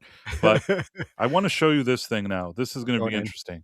So first of all, over the weekend, Michael told the rest of the domestic box office to beat it. I love how they always want to say something that Connected. incorporates like something from the movie or from the. You know how they're all like Superman soars, like they're always looking for some stupid shit to say. Anton Fuqua's Michael earned $39.5 million on opening day. Early projections have the film grossing a staggering $90 million to $100 million by Sunday. That easily marks the best debut for a music biopic and all this stuff. So then you have this guy. Do you know who John Rocka is or whatever? I don't know if it's John Rocka or John Rocka. I don't even fucking know. Yeah, no, I don't know. You know who that guy is? No. He's this kind of like, and this is just my opinion, sniveling shill that always is there. It's like he makes it seem like he's us, like he's independently reporting on stuff, but there's always a buddy with the studios and some agenda peddling and some political shit.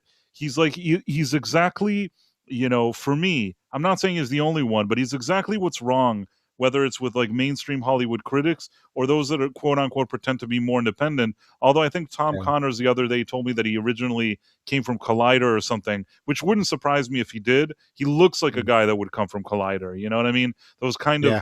See, over the years, it used to be that they were all part of these like mainstream publication shills, but since those places aren't making money anymore, they've tried to go and like take our space. Do you get what I'm saying? Now, Yeah, like this yeah. John Rocka guy, he's like independent. He wants to just say what he thinks. He's like a man of the people. You're not a man of the people. You're a weasel, in my opinion. Like you're just a shill and pretending to be independent. And he sits there with this other guy, like Jeff Snyder or whatever his name is. Jeff Snyder is like a guy that he quote unquote gets all these scoops, but usually it's like a studio that kind of and I don't know the guy, you know, maybe he's a great guy. I don't know him, and this is just my personal opinion. I think he's a useful idiot.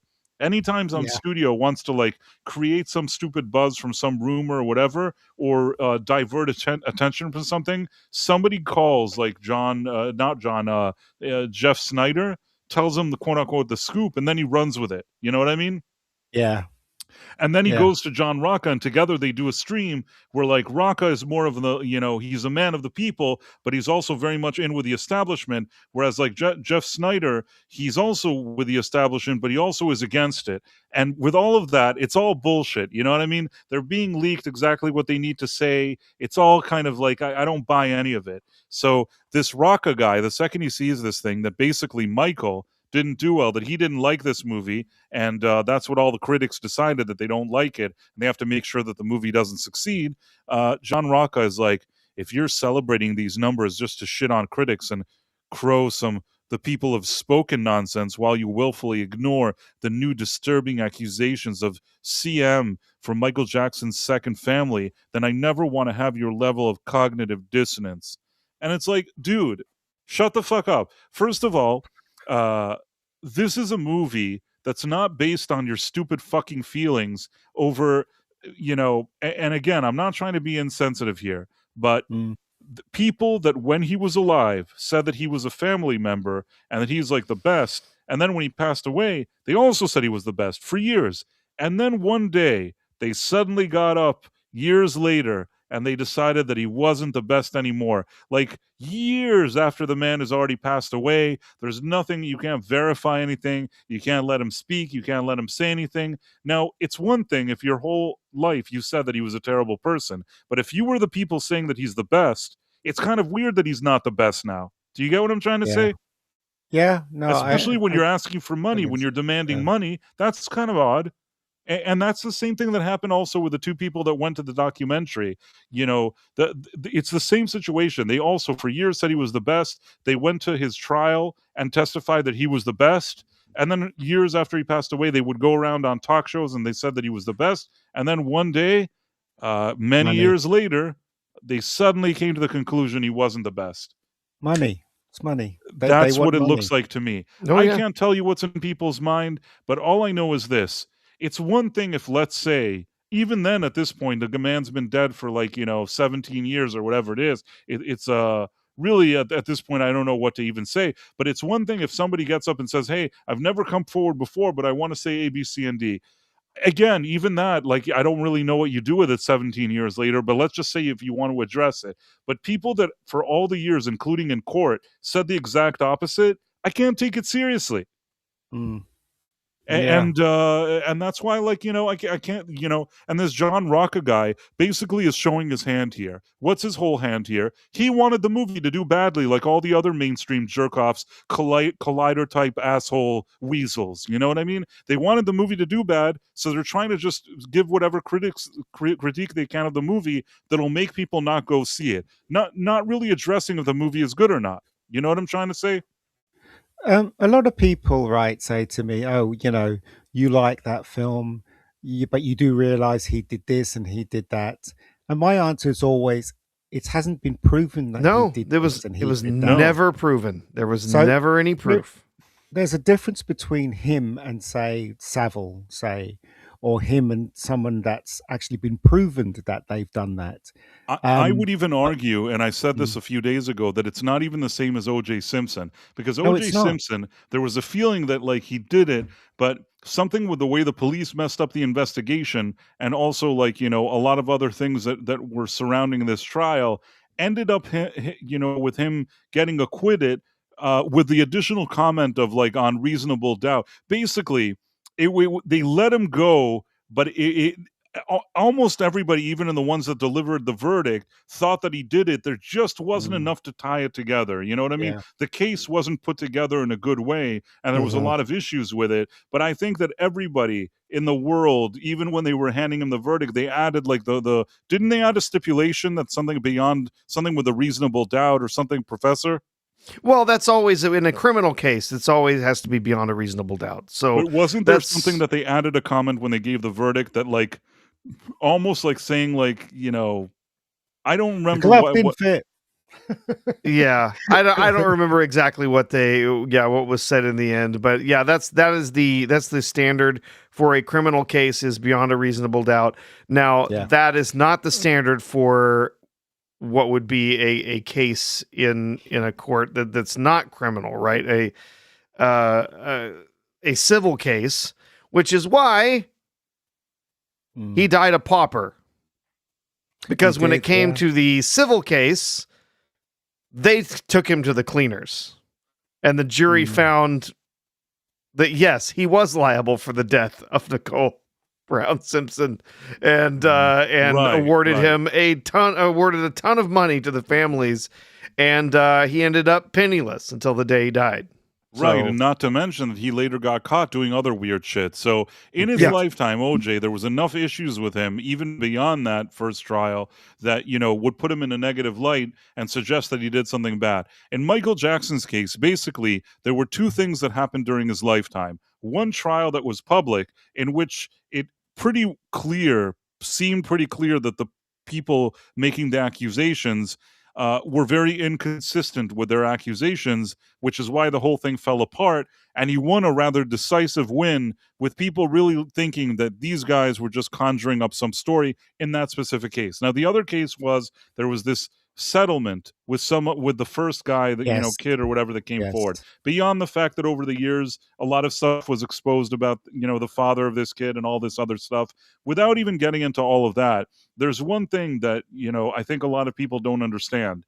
The people, if I'm 90% sure of this, that paid off the kid in the first trial was actually like the insurance company that belonged to the tour or the label or something like that, that they just didn't want to. They were in the middle of putting together like tours that were worth hundreds of millions of dollars, and they just wanted this thing to go away. So somebody cut some check, and apparently, I don't know if this is true or not, but I mean, apparently, based on what people say over the years, he never wanted it, Michael Jackson. He didn't want to pay He was anybody anything advised. because He was he wanted, advised. the first thing to go to court or whatever it was, because he disagreed with what they were saying. But whoever was like that cut the checks at the end, which wasn't him, just wanted the thing to go away. And I think that over the years, without getting into all the specifics of it, that whole thing with that first kid seemed very wobbly. It's just that they were scared that they were about to lose hundreds of millions of dollars, and somebody cut him a check, not even with Michael Jackson's blessing, who didn't want to cut him a check. The So the the person that did that years before, he was on some chat show with his family and said that Michael did nothing to him. And then years later, because of the court, they changed their story. And before it went as far as I remember, before it went to trial, they paid him off. mm-hmm. Because Yeah. that was in the documentary, the British documentary that they did with Michael Jackson. And the reason why everything started is because in that documentary, which Martin Bashir Bashir, that jerk off, which he himself was a lying snake. Yeah, so he set him up because basically Michael Jackson was saying that when the kids came round, they would sleep in his bed, right? And they'd just sleep in his bed. That's what he meant. But the way it was, the way the Bashir was saying was like he was sleeping with them. Do you know what I mean? Yes. Right, and the thing is, keep but he in mind that wasn't. Bashir was Yeah. also the guy that lied to Princess Diana Princess Di, and yeah, same deceived guy. her into, Yes. into thinking a bunch of things that weren't even happening. So Bashir Yeah. is like the most unreliable guy. All these people around, like there's so many issues with these stories. Now, I'm not trying to say that Michael Jackson was either a saint or whatever it is.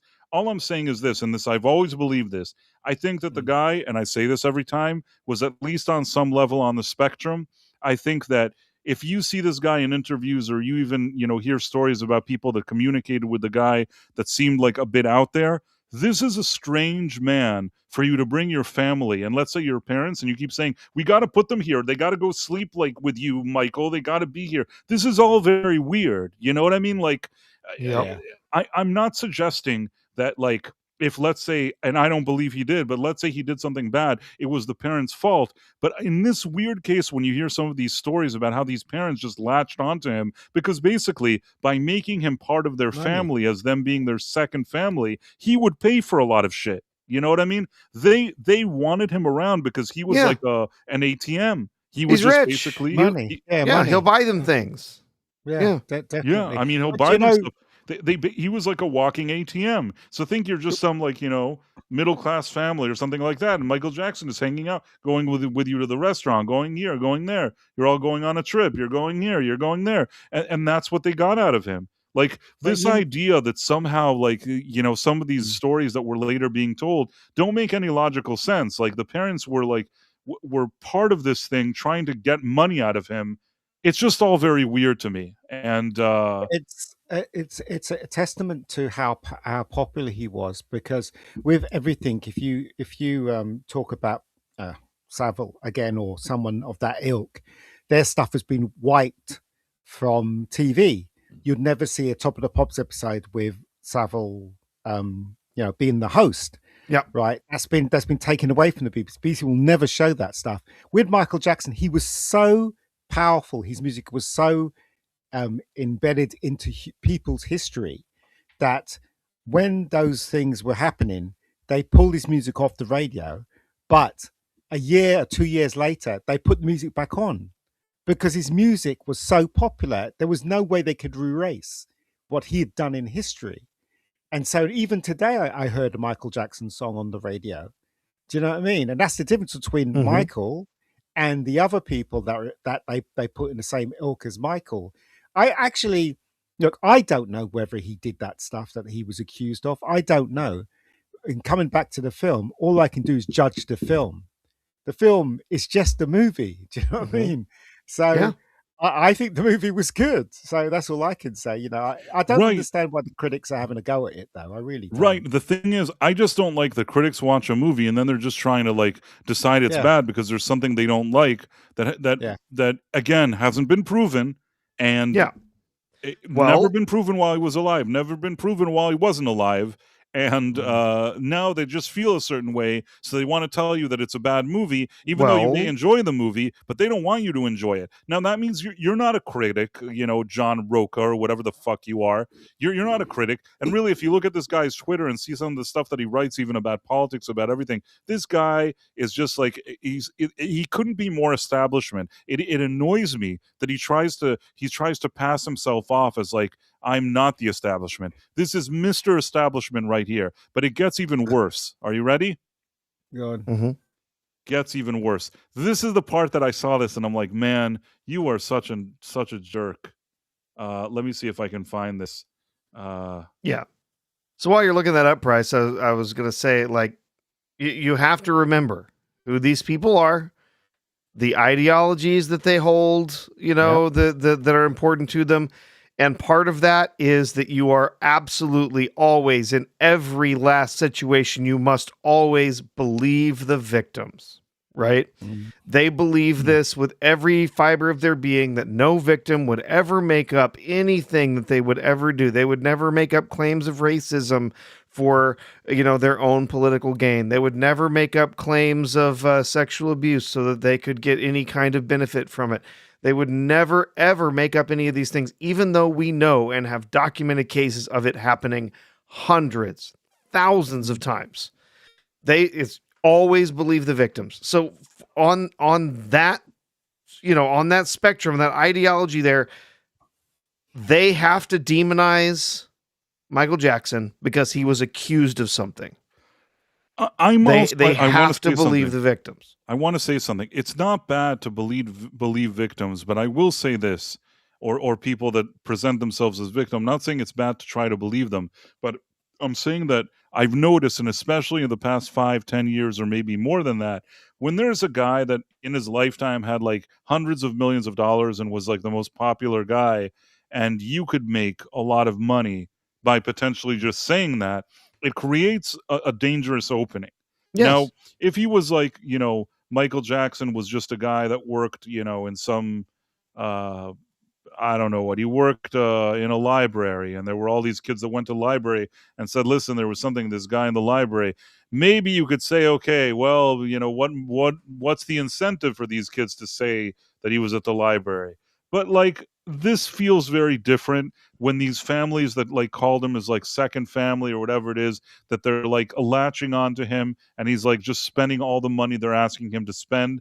And he was kind of an offbeat, weird guy that sometimes was difficult to communicate with. He's not exactly the most easy guy to say, oh, he's like a family member. I'm going to say another thing. If he wasn't Michael Jackson, like the brilliant singer and the very wealthy man, none of these families wouldn't want to be around him.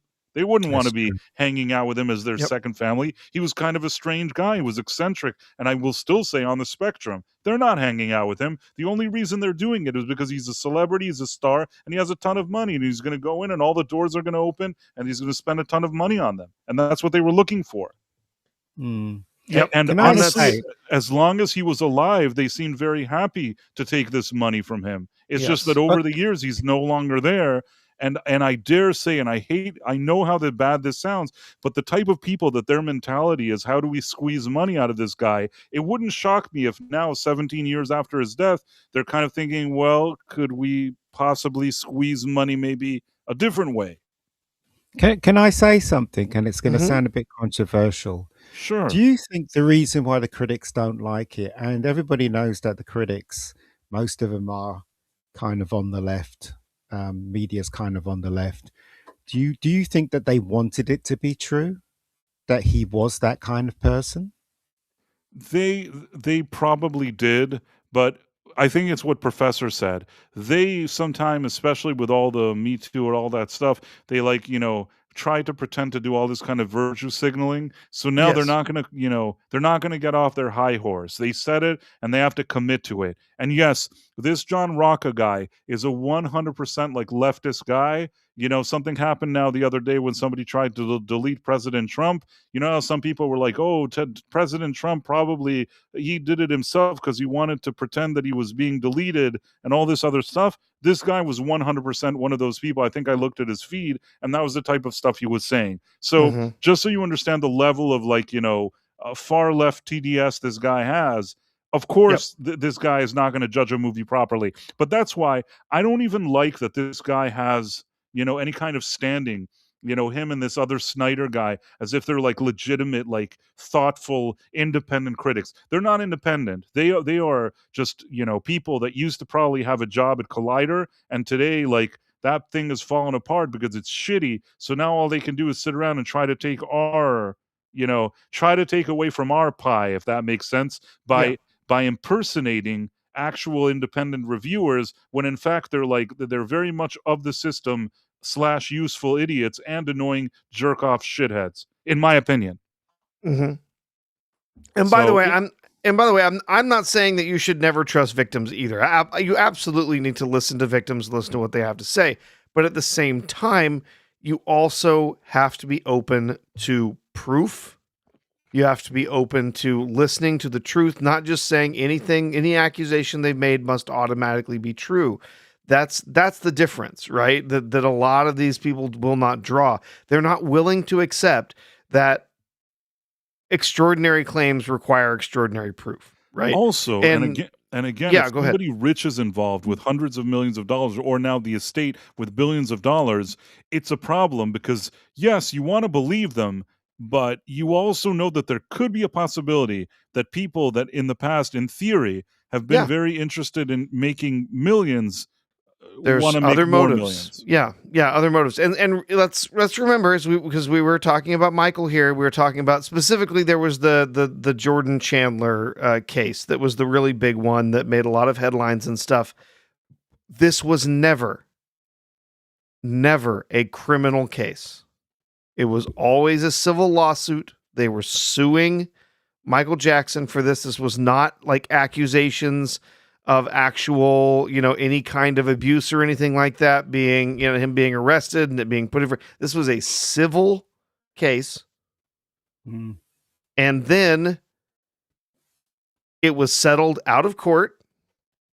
And as you said, Price, it was settled out of court and it was paid by his insurance company over his desire to not have that happen. He specifically said and told them, I object. I don't want this to be settled.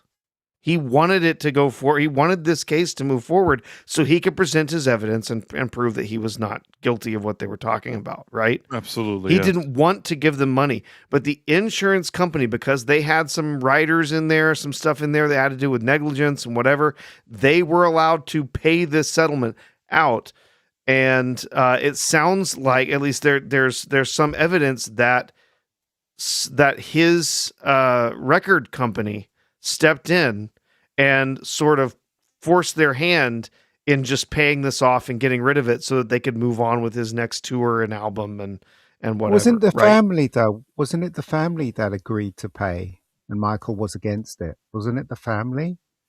Well, it came from his insurance company. So there's not going to be any, there's not necessarily any evidence in there as to who might have pushed that particular, insurance company to do what they did, but they were allowed to pay out this suit as part of his insurance over his objections.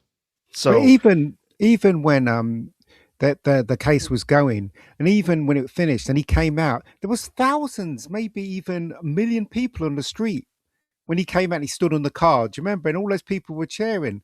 It's like, just goes to show how popular the man was. Even when he was accused of that, there were still people out there, believing that he was innocent. Just goes to show, don't it, how powerful he was. So there you go. And now I want to continue to show you the hypocrisy of this Rocka Oh yeah, sorry. guy. Rocka. Go on in. So there was an article, do biopics have a double standard? How Michael could overcome bad reviews and see awards prospects for Jafar Jackson, who, by the way, I thought did a really good job playing his nephew. His nephew playing him, you know what I'm saying? It's a late hour. So then this weasel, in my opinion, weasel, I don't know that he's literally a weasel. It's just my opinion that he's a weasel. Here at Price of Reason Studios, we're very careful when it comes to this stuff. He's allegedly a weasel. So respect to Clayton here, but I don't see it. We all know how hard it is for a black man to get a Best Actor nomination, let alone win. Michael B. Jordan had to play 2 black men in order to get his Oscar. First of all, doucheface, you're not black. I don't know if you're Latino or whatever it is. You're not black, so shut up already. First of all, what are you're fighting for the black man? Shut up. I don't know why, because I already feel like he's a hypocrite. He's talking as though he's their representative, Then he's like, Jafar did a nice job as Michael. He's the biggest reason to see the movie. A movie that this guy didn't want you to see, okay? He was trying to tell people not to see the movie because he's an asshole, even though he thought his performance is good. And then he goes, but there's possibly 10 performances coming before the end of the year. He won't even sniff a nomination, in my opinion, regardless, in the box office of Michael, blah, blah, blah, blah, blah. There's a lot of shit here that this guy write, and then he's like, Coleman has the only real shot of the entire cast, in my opinion. Even then, I've seen other critics say his prosthetic brow, blah, blah, blah. Not only is this guy trying to diminish their performances, which I thought both of them did really good, both Jafar and Coleman Domingo. The thing that annoyed me the most is this line. We all know how hard it is for a black man to get Best Actor, let alone win. Do you see this sentence? Mm-hmm. Yeah. Now, the reason why this sentence especially annoys me is you basically, not based on its merit, based on your stupid fucking agenda that has nothing to do with you being supposedly a critic, you try to make this movie not succeed. You and your friends try to torpedo the movie, hoping that if you give it bad reviews, it'll bomb at the box office. Even though the movie does have merit, you try to ruin it. So you're talking about like not about quote unquote tearing down the black man or not giving him an opportunity. This was quite literally a movie about a black man, an icon with black actors in it. And instead of looking at the movie and a black director, and instead of looking at the merit and actually judging it based on the merit of the movie, you ignored all of that. You took a dump on it so people won't look at it because you're a fucking idiot, in my opinion. And then at the end, you're like, oh, well, it's so hard for a black man to get an actor nomination. Yes, you're not helping. You know what I mean? Who are you trying to say? Am I the one that nominates them? You're the one in the clique. You're the one with all these fucking weasels. You said that people shouldn't go to the movie. You tore down the black man, not me. You know what I'm saying? Oh, but remember, he's not responsible for the racism. That's everyone else. Wait a minute. He was the number one. We've got a black man here. He was it. He is the bad guy. That's what I'm trying to tell you. He's the guy that did all the stuff that he's claiming, the whining and virtue signaling and shit that he's talking about. This is all a lie. You know what I mean? This guy is guilty of the exact same thing that he's pointing his finger at others doing. Mm-hmm. Of course he is, but he's not going to admit that, and he does what he does at the end of the day, doesn't he? So I can't be bothered with these people. I really can't. So yeah, that's what I think. Oh, hey there, Mark. Hello. Good evening or good Mark, morning, how's it wherever. going? Thank you for the invite. Yeah, wherever you are. Do you have any final thoughts on John Rocka? Oh, well, I mean, it's just so ridiculous. Everyone, now going after Michael Jackson, and it's, the guy's dead. Guy's dead, and they never proved, like you guys were, been listening. They never proved anything definitively. I mean, as a leader, I'm involved with some youth groups, and they have all kinds of policies now. And it's for our protection too. Like you can never be always supposed to be two adults and have different different people around, so God forbid it protects you too. So Michael definitely did some things that were very sketchy, but on the other hand, nothing was ever proven. So like Mike Pence famously would never meet alone with a lady, right? Well, we probably should expand that to a guy too, right? I guess, to be non-discriminatory, but in some ways that's kind of smart these days too, because look at what I was saying before in the chat. They went after Trump, that crazy lady. That was like 30 years ago, and they went after him, and they got rid of the statute of limitations just so they could go after Trump. I mean, do you know what you did 30 years ago? I mean, a certain day, and how do you defend yourself? I mean, again, I want to carefully navigate here, especially on the YouTube side, but I'll say that that whole situation with Trump from 30 years ago, I never saw a shred of evidence that would suggest that what she was saying was true. It really felt like all those trials that they brought against him in New York, the whole purpose was just to try to delegitimize him and keep him from being able to run or whatever it is, and none of that even helped them. And at the end, they ruled in her favor. He owes her like $80 million. For what? I mean, they proved nothing. I don't know. I mean, in general, it's not, and this is a slippery slope. I'm not saying like, you don't want to believe people and stuff like that. But again, when it's a situation that you're making an accusation against like a billionaire who's about to run for president, that is not quite the same thing as remembering just something. And to come after 30 years with, in my humble opinion, from what I can tell, no real concrete evidence, and just say, hey, you know what, I just remembered happened 30 years ago. I don't know what to tell you. You know what I mean? Like, I obviously we never know 100%. We're not there. We can't say, but there's something that just doesn't feel right about that, Yeah, that's why there is a statute of limitations, right? I mean, other than for murder or capital offenses, because how do you want to have a fair trial and accurate defense? So on something like that, 30 plus years later, I mean, it's bizarre. The one thing that I'm trying to get my head around is how Americans are so passionate about politics. In the UK, right, we don't like the prime minister that we've got, but we're not we're not crazy to go and shoot him.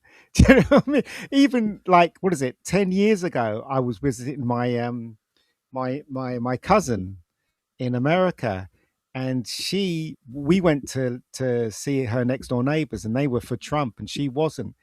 And you should hear what my cousin was saying about Trump. My God, it was like he was the devil or something, you know? Obviously, I didn't understand what was going on. Now I understand what's going on. Well, don't you have no King's Day in England all the time? Like, we have all these no Kings protests. Don't you guys have that, like, periodically too? I mean, we had a big one in 1776 and we won. But the difference between the Americans and the British people is that we will say, oh, we don't like that person. Yeah. But an American now would say, I freaking hate him, you know, with passion. They would say it's like he's done something to their family or something. The passion that comes out of someone that doesn't like Trump is extraordinary. In England, right, we don't like Keir Starmer, whatever the guy's name is, but we could just say we don't like him. He's an idiot. You know, that's a fact. You know, unfortunately, that's still enough to get you sent, sent a visit by the Bobbies, knocking on your door to say something on Facebook about not liking him. But no, I would say over here in the U.S. that really started about 20 years ago. 2008, when the election of Barack Obama was when things really started becoming thoroughly polarized, and they started putting a lot of what they called rules for radicals in place, which involved demonizing your opponents and calling them names and delegitimizing them in every way that you can. It was no longer the same type of politics that we had for decades before, where yes, we're the opposition, but we're going to, work together to make sure we can find things that are equally acceptable, whatever. And we started to get pushed further and further into this polarization where, Republicans are the devil and you can't negotiate with the devil, or vice versa, right? And that really started with the election of Barack Obama. That was Saul Alinsky, Rules for Radical. Yeah, and David Horowitz really had some great YouTube videos about that. It's incredible, though. Seriously, I mean, I have a friend on Facebook that slags off Trump every day, and it's not like friendly slagging off. It's basically passionate slagging off, which is like, I'm convinced he wants that guy to die, and it's like that's crazy. But where does this come from? It's the polarization. It's in our family. We had, on my side, we're very, a couple of us are very conservative. I don't know if you know who Rush Limbaugh is across the pond, but no, very famous, talk show host, and brilliant, in my opinion, brilliant guy. But we had, when Trump got elected the first time, we had some of the family, like Trump, some didn't, but I'm always like, live and let live, right? You love your family, but then they had one of those women's marches, and one of our relatives, keep the details limited, but said, oh, I see you're going to a concert, it's great you're taking a break from politics or something.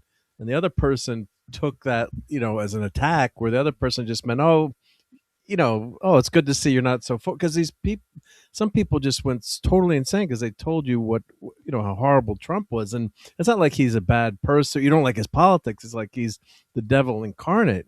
So what happened? Then this person overreacted. Like they defriended my mom, like the 80-year-old grandmother in the family, and me, and all these other people, like on Facebook, and didn't want to have anything to do with people. It's like I've never gotten an argument with this person or mentioned politics, and then this cousin was over the house last year again, and my mom had written a letter to Rush Limbaugh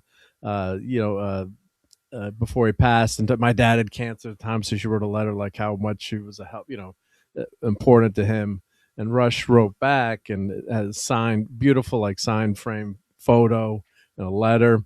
And the picture of Rush Limbaugh, like she walked by one of the other person in the family said she pushed the picture down and put it face down. It's like, oh wow, it's like so petty. I mean, like you got to be able to live your life. I mean, it's fun. Yeah, I love politics. I'm very passionate about it, but you can't let that affect your personal relationships and your family. family and your family, because what do you have at the end of, you've got to cherish your family. And and the crazy thing, it always seems to be the liberals that are supposed to be the tolerant ones. The other side, they're always the intolerant one. They're the ones that are smashing things, breaking things, attacking, college campuses, Charlie Kirk and other groups. You can't even have a discussion now. You can't even, and that's what the core of classical liberalism is, to listen to the other side. And do you know what's shocking though is that before social media, we didn't think that someone would actually be for murder, like an ordinary person. Like when Charlie Kirk got shot, you had all these posts saying, I'm glad he got shot. I'm glad he's dead. Who would have thought that there would be people out there that would actually say that in public? Yeah, there was someone I knew that is pretty popular on social media. Happens to be a transformer, doesn't matter. I always really loved the person, good relationship with them. Neither here nor there. And then that morning they published, like, I thought I was having a bad day, but now I'm having a good one. I'm like, someone just died and was murdered in front, just because of their viewpoints. I mean, you might not like their viewpoint, but to actually go to that place in your mind where you were actually thankful because you disagree with their opinion, that they got murdered in front of all these people. I mean, that's the antithesis of what anyone should stand for. Freedom of expression and free speech. I mean, it was sickening. It was sickening to someone I knew and really liked to see that. And I haven't had anything to do with the person since then. It's just beyond the pay. I'm like, you think he was evil? What about you?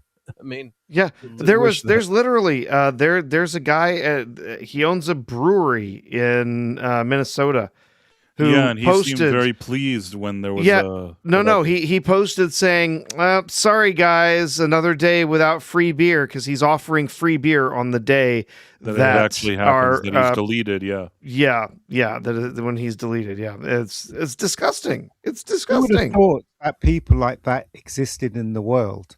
I mean, I thought before social media that people had all their marbles, majority of them anyway, and wouldn't say anything. Like, you wouldn't say that to a person, in front of you, would you? But because of social media, people feel that they can say anything because of that barrier protects them. But it just goes to show who they are inside, and it's sad. I find it very sad. But that's just me, obviously. No, I agree with that. Yeah, like keyboard warriors, right? Would you say that to someone's face, right? If you're in the room with them, I mean, yes, it's fun to make snide comments, and I love having subversive humor, and especially if it's someone you know. But to react like that, it's always different when you see someone in person, and then they would back down or not act that way. Well, sometimes they might, but I think people have that false sense of security where they could say whatever they want. And on the other hand, I don't mind. Like, I want those viewpoints out there, but they're just such despicable viewpoints. And when they shut down the other side, all these college debates. Every time they're proven just wrong. going to say real quick, what liberal gets shut down at a college campus and can't give a speech at a college campus? When was the last time that happened? I mean, but every time nobody cares enough to do it. Like, I mean, the thing is that I feel like most of the time when people on the right or center and right don't really agree with somebody on the left, and I consider myself more center, but usually when that happens, nobody's going to do something bad like that, or most of the time it's not common that kind of rhetoric is used. You just say, oh, these guys are dumb and stupid, and you tell a few jokes and you say they're lame and move on with your day. You know what I mean? Yep. They, on the other hand, are not capable of making an argument. And then at the end, what they do is they go and they want to silence you for ever even saying something that they disagreed with. It's crazy. But by the way, I want to also say something about Michael Jackson that I forgot to say. If you've seen, like, recently I saw this interview with the guy that directed, I think, one of the Men in Blacks.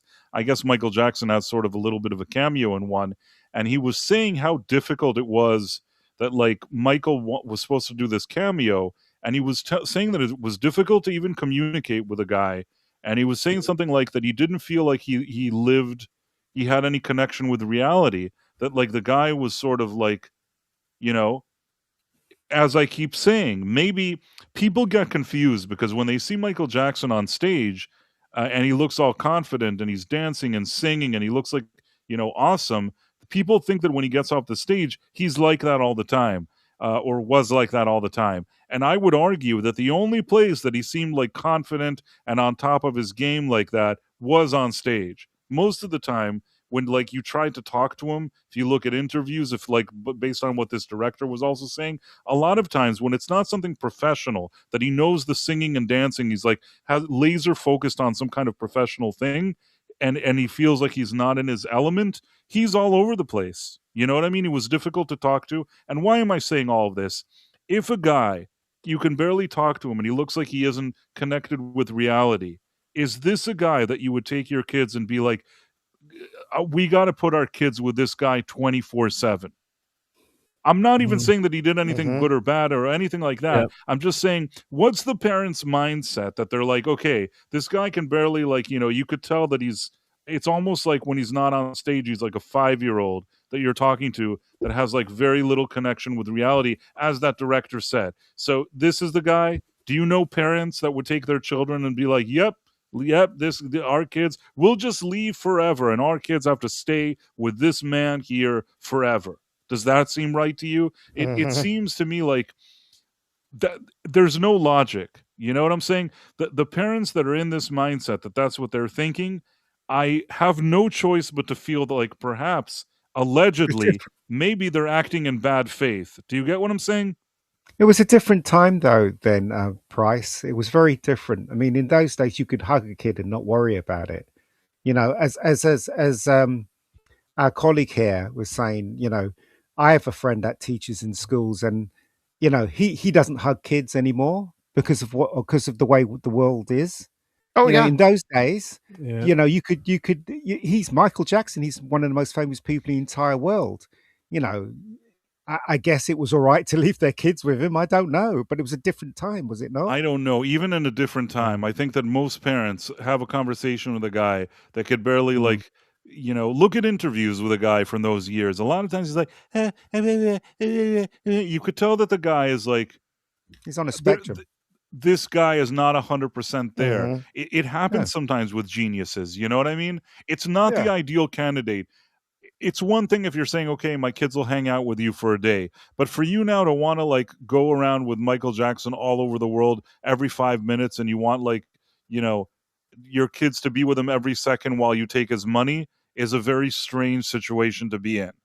Well, you said the word money and fame, and people do some crazy, that's why crazy, I'm saying crazy that I feel things, like, not rationally. Yeah. I feel like, again, I can't say with certainty what happened and didn't happen. And obviously, a normal guy who was not possibly on the spectrum, maybe hanging out so much with kids and all of that is very strange. But I also find it strange the other end of it. That's all I'm saying. No, that's a great point. Yeah. Again, I would say it was a very different time in those days. As I said, if you look at what you can't do today and what you could do like 10 years ago, maybe even 20 years ago, it's different, As I said, right? Remember, Price, when we were reviewing Michael on Brown's channel, I said that the scene that made me feel uncomfortable was when he was getting hit by the belt by his dad.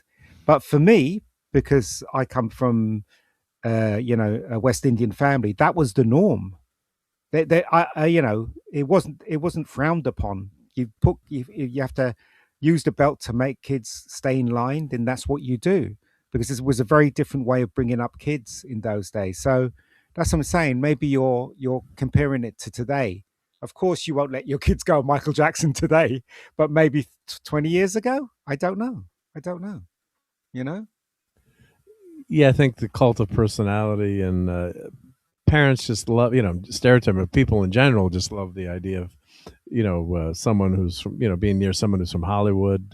Neil deGrasse Tyson maybe doesn't like Price anymore, but there's that cult of, especially, I'm from the East Coast, but spent very limited time vacations in LA, and you kind of get swept up in it after a while. Like, when am I going to see another famous person or something? Or, it's and I think that.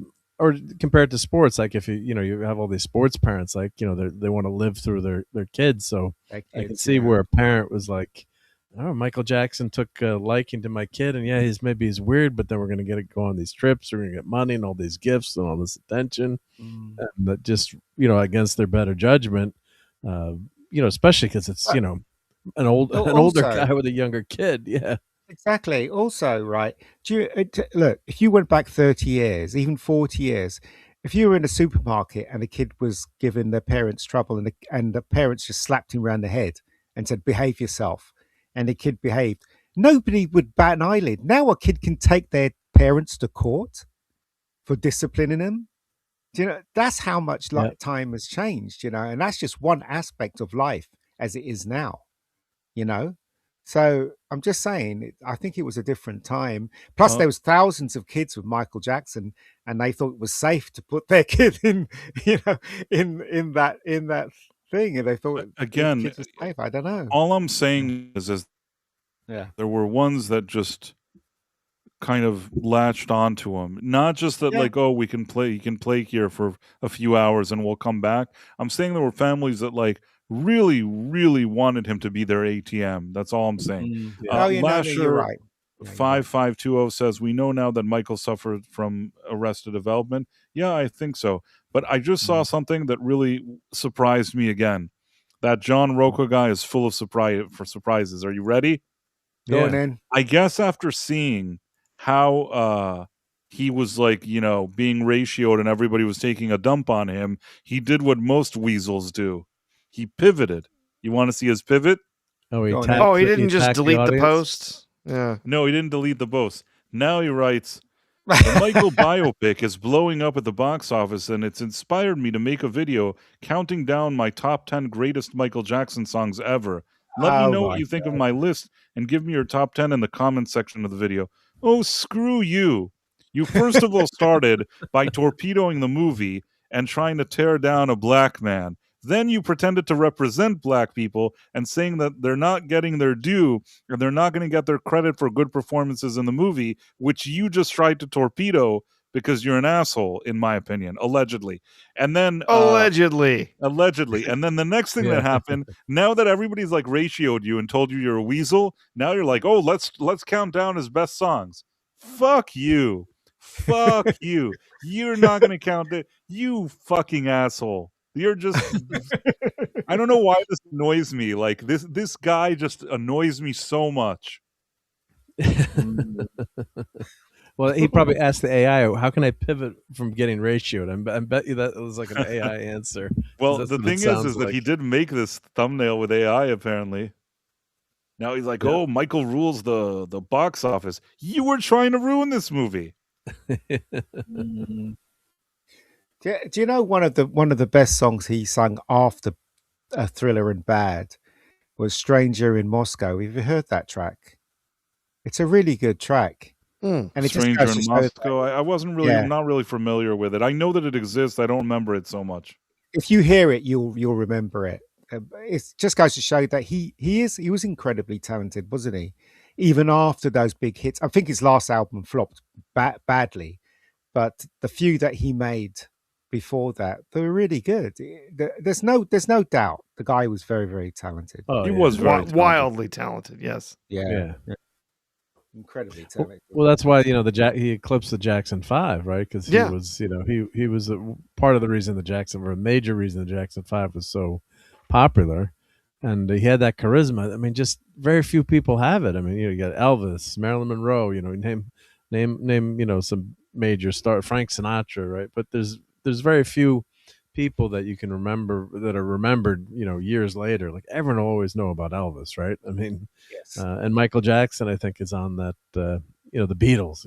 Michael Jackson is on that list, and it's not my. Am I going to throw a Michael Jackson album on? No, but I mean, you appreciate the music and his talent. It's undeniable. Plus the video, the music videos and the dancing, the moonwalk, and he was, the early '80s. I mean, it was all MJ. not Michael Jordan, Michael Jackson. He was everywhere, and Pepsi commercials, and which famously, reading again now, and I know that was pretty serious, and looked it up. He that probably could have, theoretically could have led to his downfall, getting addicted to all the painkillers, and because that he had 3rd-degree burns on his head. It was really He did.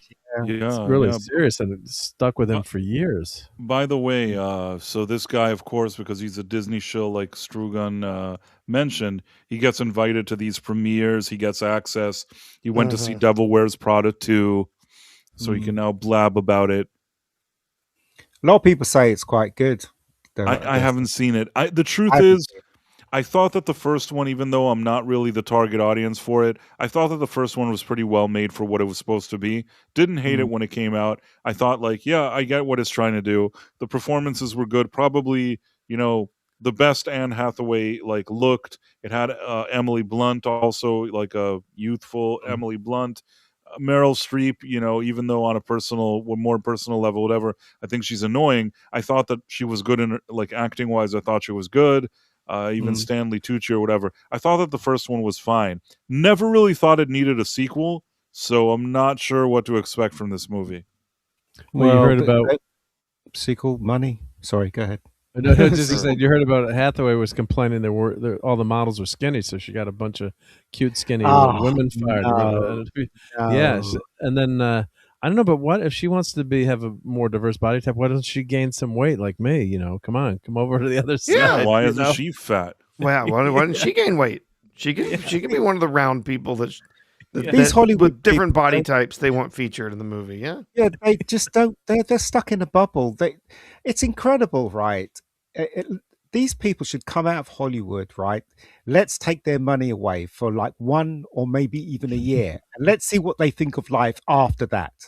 Do you know what I mean? Right? They just don't have a clue, do they?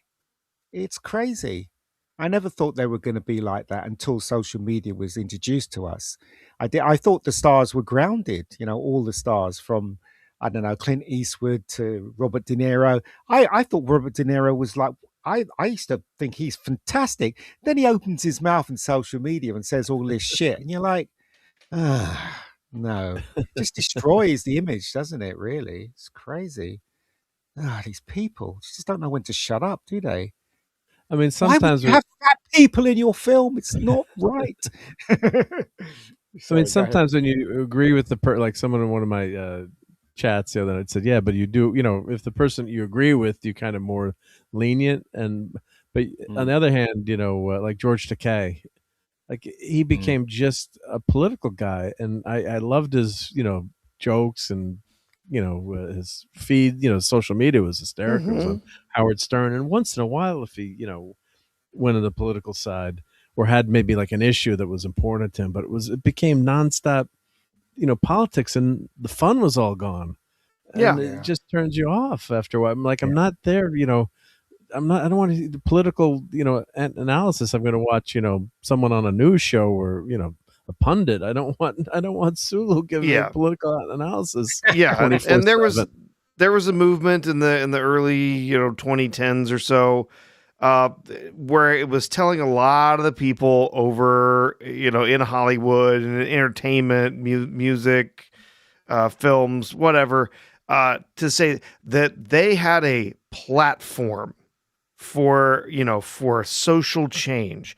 And if they weren't using their platform to force social change, then they were in some way being less than they could be. They were not actually using their opportunities that they had to change the world, right? And so they were thoroughly convinced in these early years, especially as social media started growing, as there was more and more of this political polarization happening, that it was their job not just to go up on stage and perform, not just to show up there, read their lines, make a good movie, that it was actually their job. They were convinced by people that they had to use their platform to push messaging out there about this political thing or that,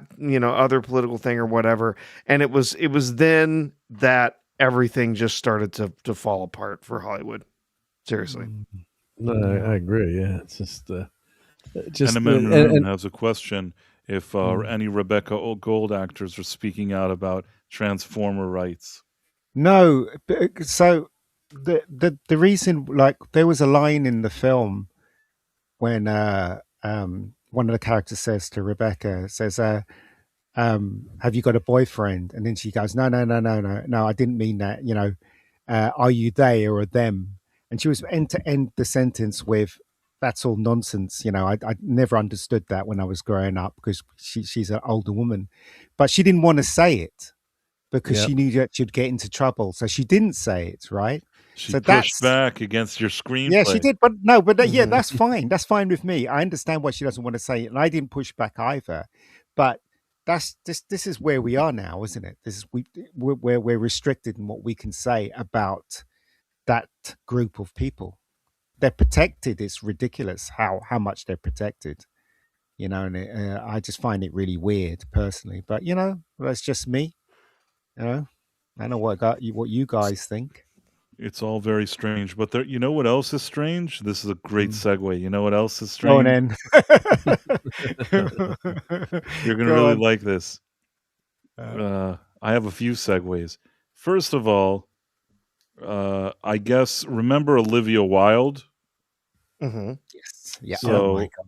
Yes. For some reason now, this is what she looked like in the past, and this is what she looks like now. When you see her in the house, that's where she got discovered. No, that's so beautiful. That can't be her. And no, that's her. This is her. It's her. Is she sick? I mean, God forbid. People made fun of Chadwick Boseman for how he looked, and well, we know why. I'm not speculating. People think that this is more of an Ozempic situation, although I don't know. But this doesn't look good. She's one of the all-time, gorgeous ladies. I mean, just. But it's a thing in Hollywood that you can't be too good looking now, isn't it? That's what it is. If you're too good looking, you're not respected now. You have to be in the. Oh my God, she just looks awful there. Come on, what are those big she looks eyes? ill. She looks ill. I mean, it's one thing to get. Yeah, and the thing is that I told this to somebody. Back in the day when I would go to, more industry events, there were a few times that I was at an event where she was at, and I always really wanted to talk to her. The most I think I ever got was that, like, she walked by me and, like, nodded with her head. I don't know what that nod meant. Maybe, like, get out of here, kid. Yeah. Maybe that's what the nod was, or like, stop looking at me, or who are you? Yeah.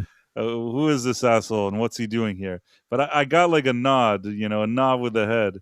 I also nodded, so I think it was like a double nod to nod. I don't think I ever even exchanged any actual words with her, but I was at a few events where she was at. I will say, though, that during that time, we're talking maybe like 10, 15 years ago, during those times, she looked very, very nice. And in person, too. In person, she looked good, too. Was Neil deGrasse at the event, too?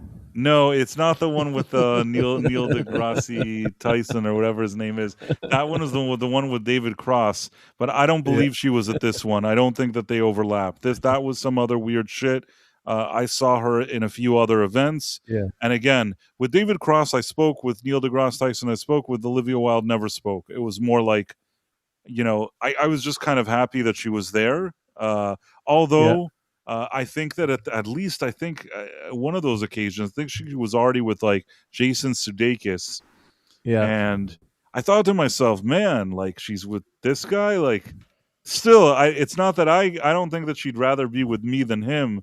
But it almost gave me the feeling of like, oh, wow, like this guy that ended up with her, like maybe she's open-minded, to losers. Wasn't she always gay? Wasn't she always gay, though? She was gay? I don't know. That's because in House she was gay. And hasn't she come out as gay? No, I don't think so. She was with Jason Sudeikis. She married him. They had kids, but then she... seemingly, allegedly had an affair with Harry Styles because she was Of directing a movie course. where Harry Styles was in the movie, and then between takes, like she really did some extensive rehearsals with him, and all I'll say is that if that was like a man rehearsing with his I female know. I actress know. that's younger Yeah. than him or whatever, nobody would be nice to that man. You know what I mean? Especially if the man was like married. Look at like the guy with Kristen Stewart in that Snow White movie. That guy, like, you know, it never worked out well for him. You know what I mean? Yeah. So Yeah.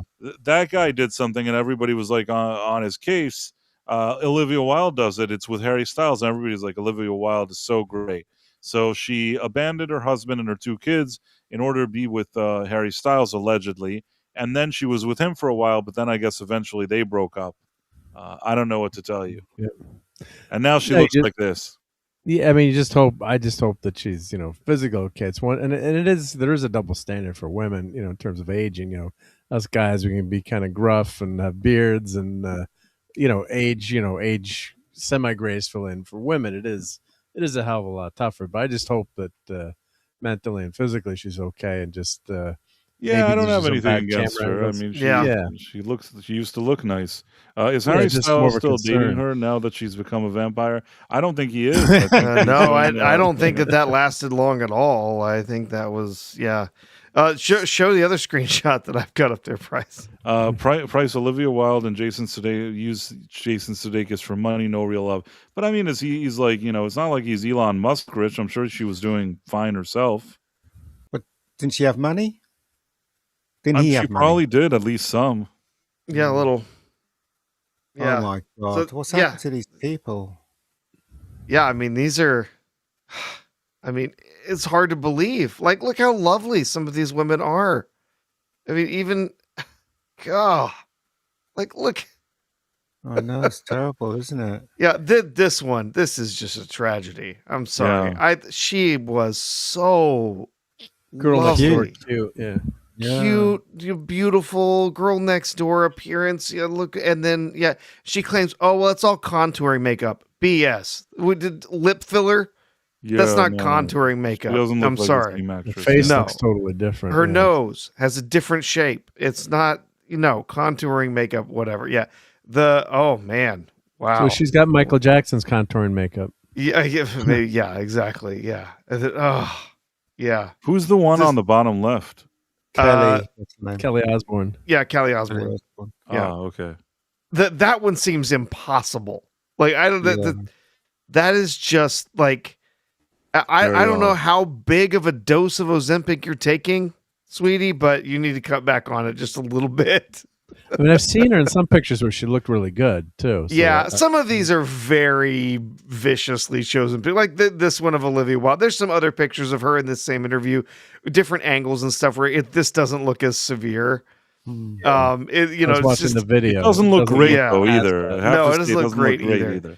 Yeah, but yeah, I mean, wow. Just wow. I mean, But also, there's nothing wrong with growing old gracefully. I mean, I should know I'm growing old gracefully. I think everybody. I don't understand why why aren't women fighting for growing old gracefully? because it's other they- women. but Other why women are worse they- towards other women actually than guys. because and they would go out their way to fight for same pay and all that stuff, but yet they're not fighting for. We want to grow old gracefully rather than take all this shit. well, It's you'll just find that a lot of weird. regular women are. They do just want to grow old gracefully. They're not concerned about it. But when it comes to someone who is a movie star, someone who's an actress, in the public sphere, they have gotten where they are. At least many of them are convinced that they've gotten to where they are because of their looks, not their talent, not their abilities, not their training, or not their brains. Right? They got where they are because of their beauty, because of their attractiveness. And so when they grow older and that starts to fade, they have only one choice, and that's to try and get that back. Right? They can reinvent themselves, but also Exactly. if They they're should. making- if they're making millions when they're beautiful, aren't they, they'd be stupid not to put some stuff away just in case everything blows and all they've got left is their money. I mean, you've got to be really stupid to blow all the money that you're getting and not invest it in something. Do you know what I mean? It So happens, that's though, another yeah. aspect of it too. That's another aspect if they're that stupid and they're not being advised. Today that's what they have to do. They have to make sure that if you're a big movie star now and you're quite young, who should we pick? The girl that was in Ghostbusters, the new one, Oh, blonde so I was hair. just thinking of Her. She's here in this Yeah. picture. That's Yeah. Jenna Ortega. No, not her. The other one that was in the blonde- new the blonde Ghostbusters girl. film. Yeah, McKenna Grace. Yeah. Sorry. that's it. If McKenna she's Grace, not yeah. putting money away just in case everything goes tits up, then she's a stupid person. Or she's not being advised to do that. If you're secure, you can just keep going, even if your face does change, even if you do get older. Just reinvent yourself. At least have the capital to actually try stuff. But no, they're not doing that, are they? That's what I would do if I was very young and was in Hollywood. Then again, I don't Yeah, know. and Nim is mentioning ScarJo, and she's been complaining recently too a lot, or commenting, just getting roles based on your looks, and it shouldn't happen. I'm like, you're one of the most gorgeous women actresses in the world. Why the heck don't you think that you're that yes, she's got talent. Yeah. But if she was an ugly duckling, she's not she's not Black Widow. She's not making all those millions of dollars. I mean, let's not kid ourselves either. I mean, there's a male gaze for a reason. I mean, have you not noticed the shots in the Iron Man films and the Avengers? There's a shot in it where Iron Man's in the donut place, and I swear the first shot is her ass walking towards the table. Yeah, and I'm not kidding. If you watch that film, it absolutely it's her is. No, she didn't complain. Everything about her first appearance in Iron Man 2, everything is about her body and being sexualized, showing off her ass, showing off her tits, showing off her moves. Like that is everything that's going on there. And guess what? That's who that character is. The character of Black Widow uses her sexuality as a weapon. She uses it to disarm people, to disarm men specifically. Yep. And that is who the character is. But she knows that's who she is. She knows she's using her femininity as a weapon against men because it's one of the tools that she has in her toolbox, right? That's the character. So it is so ridiculous for ScarJo to be out there like, oh, well, these young women shouldn't be taking roles just because they're attractive. That's not right. It's like, yeah, because that's, where you got your start. You're just afraid that the young women with tighter asses and nicer breasts than you, because they're younger, are going to come in and take jobs away from you. That's exactly what she's concerned about. Well, she's old now. She's 41. So, especially that's if you not remember, old. War Games. 41 is old in War Games. That's the quote I'm teasing because I play the clip all the time. Like 41. They said he's 41. Oh, and Broderick's like, oh, that's old. Yeah, that's old. I'm watching that movie when I'm 14, and like 41 seemed ancient. Crap, I got almost 20 years on that now. So. She's gorgeous though. I remember Kirsten Dunst was complaining I didn't get paid as much as Toby in Spider-Man because he was Spider-Man, you idiot. Do you know what I mean? He was the star. That's why he got paid more than you. It's just crazy. This world's just crazy, man. Really I'm sure she got paid pretty well too. Hopefully, I mean, the thing is that she rolls out that claim every few years or so, just when it's a slow news day. My friend Script Doctor, he was saying that at the time, if she had better agents, since she had a better box office track record than Toby, maybe they could have squeezed more money out of the studio. And maybe that's true. And I'm not dismissing what Script was saying. I do appreciate his opinion, but I would also argue that even though Tobey Maguire may not have had the strongest box office record either, and I don't think she was a household name either, once they secured the role of Spider-Man, I think that at that point they probably had a choice who to cast opposite him as Mary Jane, and probably her agents were just told, listen, we like her, but we could bring somebody else instead of her. If you want to be in this movie, take the offer. If not, we'll just pick somebody else. And probably they said, fine, we'll be in the movie. And Yeah, I you know the assume. movie's going to be a big hit, and you can become a massive, even more of a big star, and make tons of money. So there's that too. I mean, it's just I don't think it was a bad decision for her. I think it was fine. Yeah. So, And I would still argue that, you know, that's probably her best acting role to date is her in Spider-Man movies. and But the upside it's down funny kiss. how, yeah, exactly. It's funny how the actresses complain when they're in stuff like that. Oh, all I do is scream and get rescued and stuff like that. And it's like, well, you know, if it was a female-led thing, you'd probably be kicking ass and saving a guy anyway. So what are you complaining about? Plus, your paycheck is really big. So why are you complaining? Do you know? So I don't know. They want equality, but they don't want to face what's in front of them, if you know what I Caleb mean. Levine says Bryce Dallas Howard should have been MJ instead of Gwen Stacy. I don't know. You know, No, Bryce Dallas Howard, I don't hate her, but I think that some people like her more than I like her. She's too old pretty anyway. sexy back then. She might have been. She was pretty sexy though. But you know, talking about actresses that got screwed, I'm rewatching Three's Company. Great show. Right. God, that's such a toxic show. But Suzanne Summers is so brilliant on that show. Talk about pay disparity. Based on the UK. The UK. Yes, show you called guys Man know About the the best House. shows that we copied. Yeah, All in the Family. I've never watched yes, Man About the House. Is that it's any the good? same thing. It's Man Company, About the House. Yeah, Man About the House spawned George and Mildred, which is the Ropers. Yeah. So it was a huge hit. It was one of the biggest things on TV at the time. And was it funny?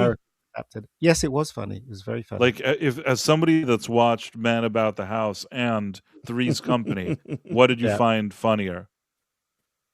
So if you compare the pilot, the American pilot is a kind of a carbon copy of the British version. It's a different type of humor in it, because if you're doing Three's Company, you're writing for the Americans, and when it comes to Man About the House, you're writing for the British people. I think both of them have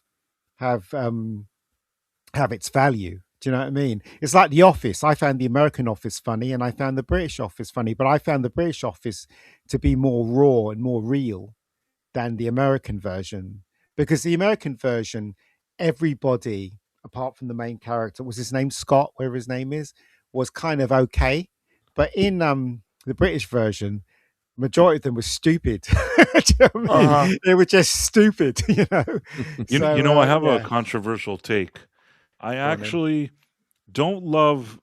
I don't hate it, but I don't love the American Office or the English Office. Like, I feel like in both cases, it's a show that people have always been more excited about than me. Right. It was groundbreaking though, because of the fact that it was the first time they ever did something like that. And also Ricky Gervais made it funny. It was kind of cringe humor. It was the first time we saw cringe humor, which the humor didn't, climax with a big laugh. It climaxed with, oh shit. Do you know what I mean? That kind of humor. I guess so. But with that being said, I mean, I appreciate everything you're saying. And again, I've watched the English version and the American version, at least, some episodes of each, and they're all right, but it doesn't really, I don't know why, it doesn't make me kind of laugh out loud. Most of the time I'm kind of looking at it, maybe because of what you say, it's the cringe humor. There's something about it that doesn't capture me. I'm not saying it's a bad show. I'm just saying it's one of those strange situations that I just not so excited. Price, it's when humor changed. That's what makes it so good. It literally reinvented humor to be cringe humor. That's what The Office did. That's why people were so amazed that you could laugh and then suddenly be horrified at the same time. And there's this famous scene where he's doing a dance. I don't know if you guys ever seen it. He's doing a dance in the corridor, and he keeps going, and the joke is finished, but he keeps going, and you're cringing because everybody, even the people watching him, knows that it's over, but he keeps going. He keeps going. That kind of humor. It really reinvented the humor. If you listen to the way Ricky Gervais does his humor when he's on stage and stuff like that, his humor is very different. It kind of it goes forward, then it comes round.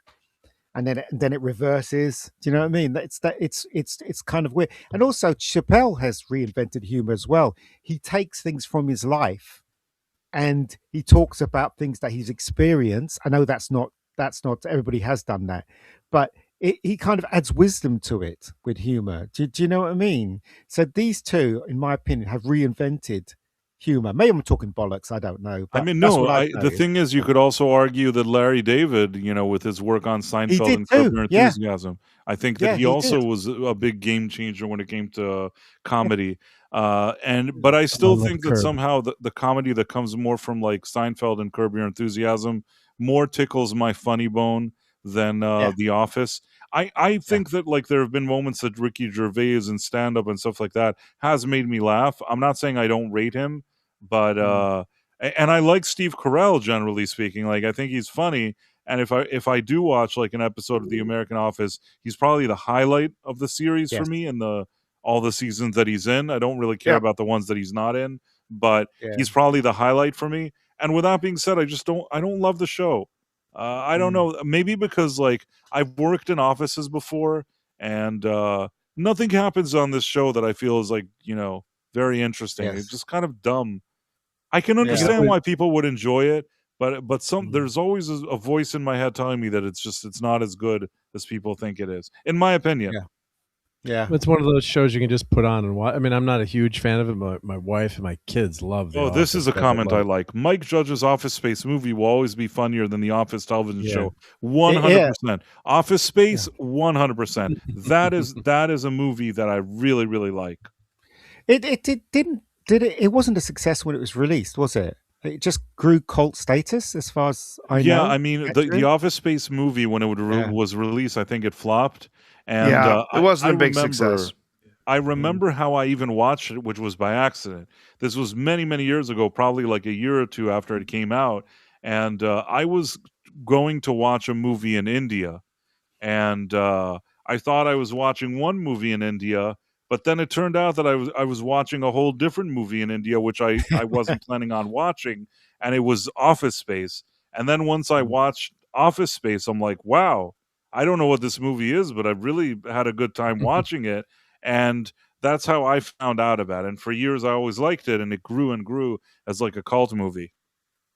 Yeah.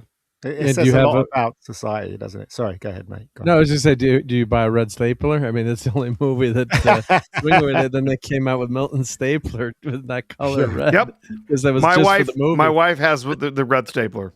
The red But stapler, right? Yep.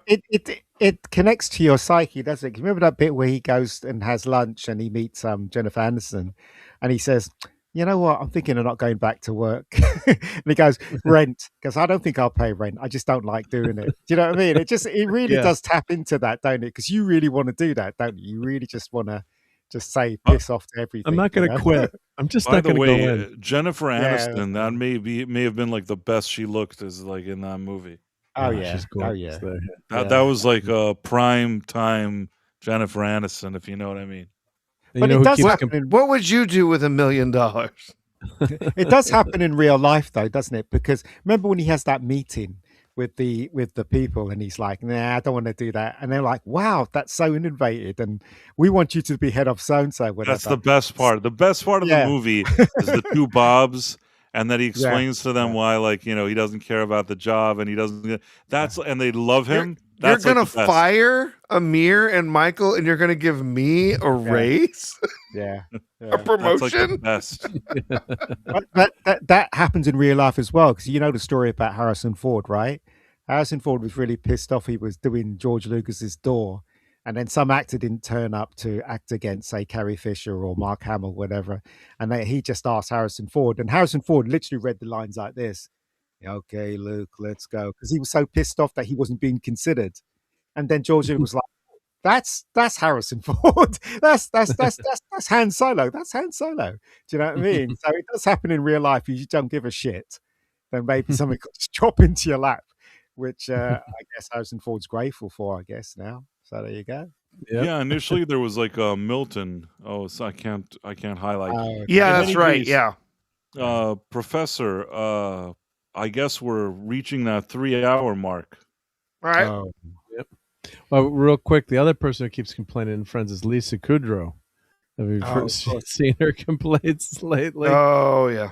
Oh, Yeah, she's God. always complaining. I don't Too know many about what white and guys why. writing the show, and then the writers were all toxic. It's like, yeah, she well, should really shut up. She should shut up. Yeah, you know what All I mean? these people should shut up for sure. Yeah. Yeah, it's crazy. They all live in a bubble. Those people out there. yeah. She still takes the checks though, right, from the She show. has a even ton though- of money. I think that there should be a rule that if you have tens of millions of dollars, you should really minimize the crap you say. We That's a And good fixed she may the have even glitch. $100 million.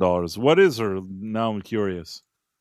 Do you know what really pisses me off when JJ said there's too many white people in this room?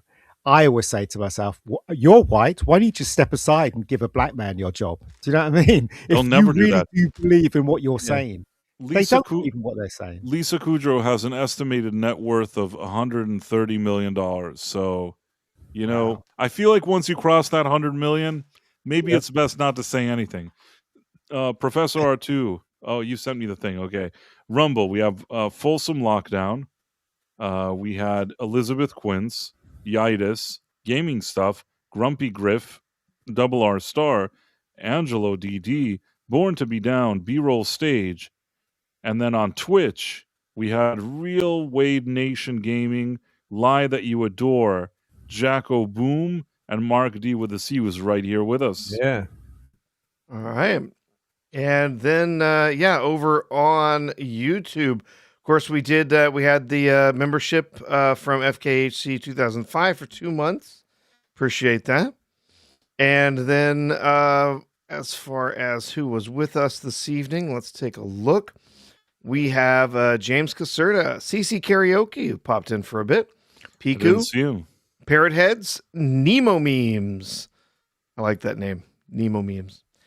Jim Noxious, Spiegel, Kit Kat, Captain Palsy, Jawa Trader Utini, Fishbulb, Snigger Lover, Marla Sharondoff,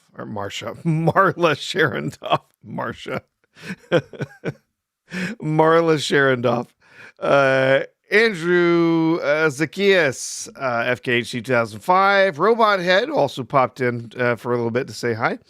Hoot Owl, Mark D with a C, Rebecca Gold, don't know who those people are. Yeah, no, do I. Mark S47, John Davidson,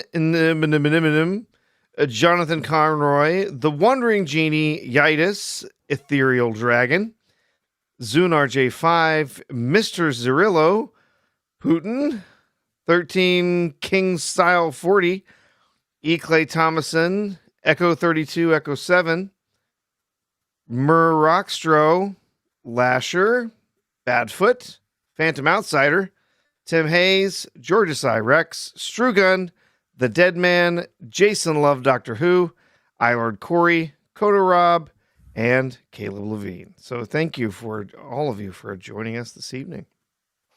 Yep, and thank you to our guests, both Ian the Mega Geek, who has his channel Rebecca Gold, which you should subscribe to, and also Mark D with a C. He's on YouTube and on Rumble, so you should do that. And Professor is on X, and you should check out over there, Professor R2. And yeah, if you guys are watching on the Rumble app and you haven't yet followed us, you should do that. If you haven't signed up for Rumble yet, you should sign up because it's free and it's a platform for free speech, which we should be all supporting. So you should sign up. It's free.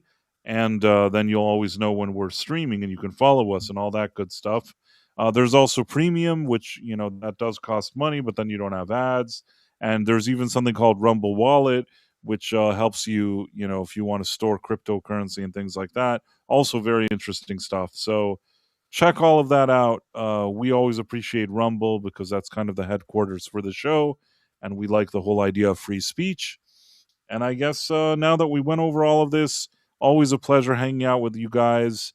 Tuesday and Thursday, the Night Owl at 11:45 p.m. Eastern. And that's another show that we're wrapping up now. Take care. Bye. Cheers. Good night.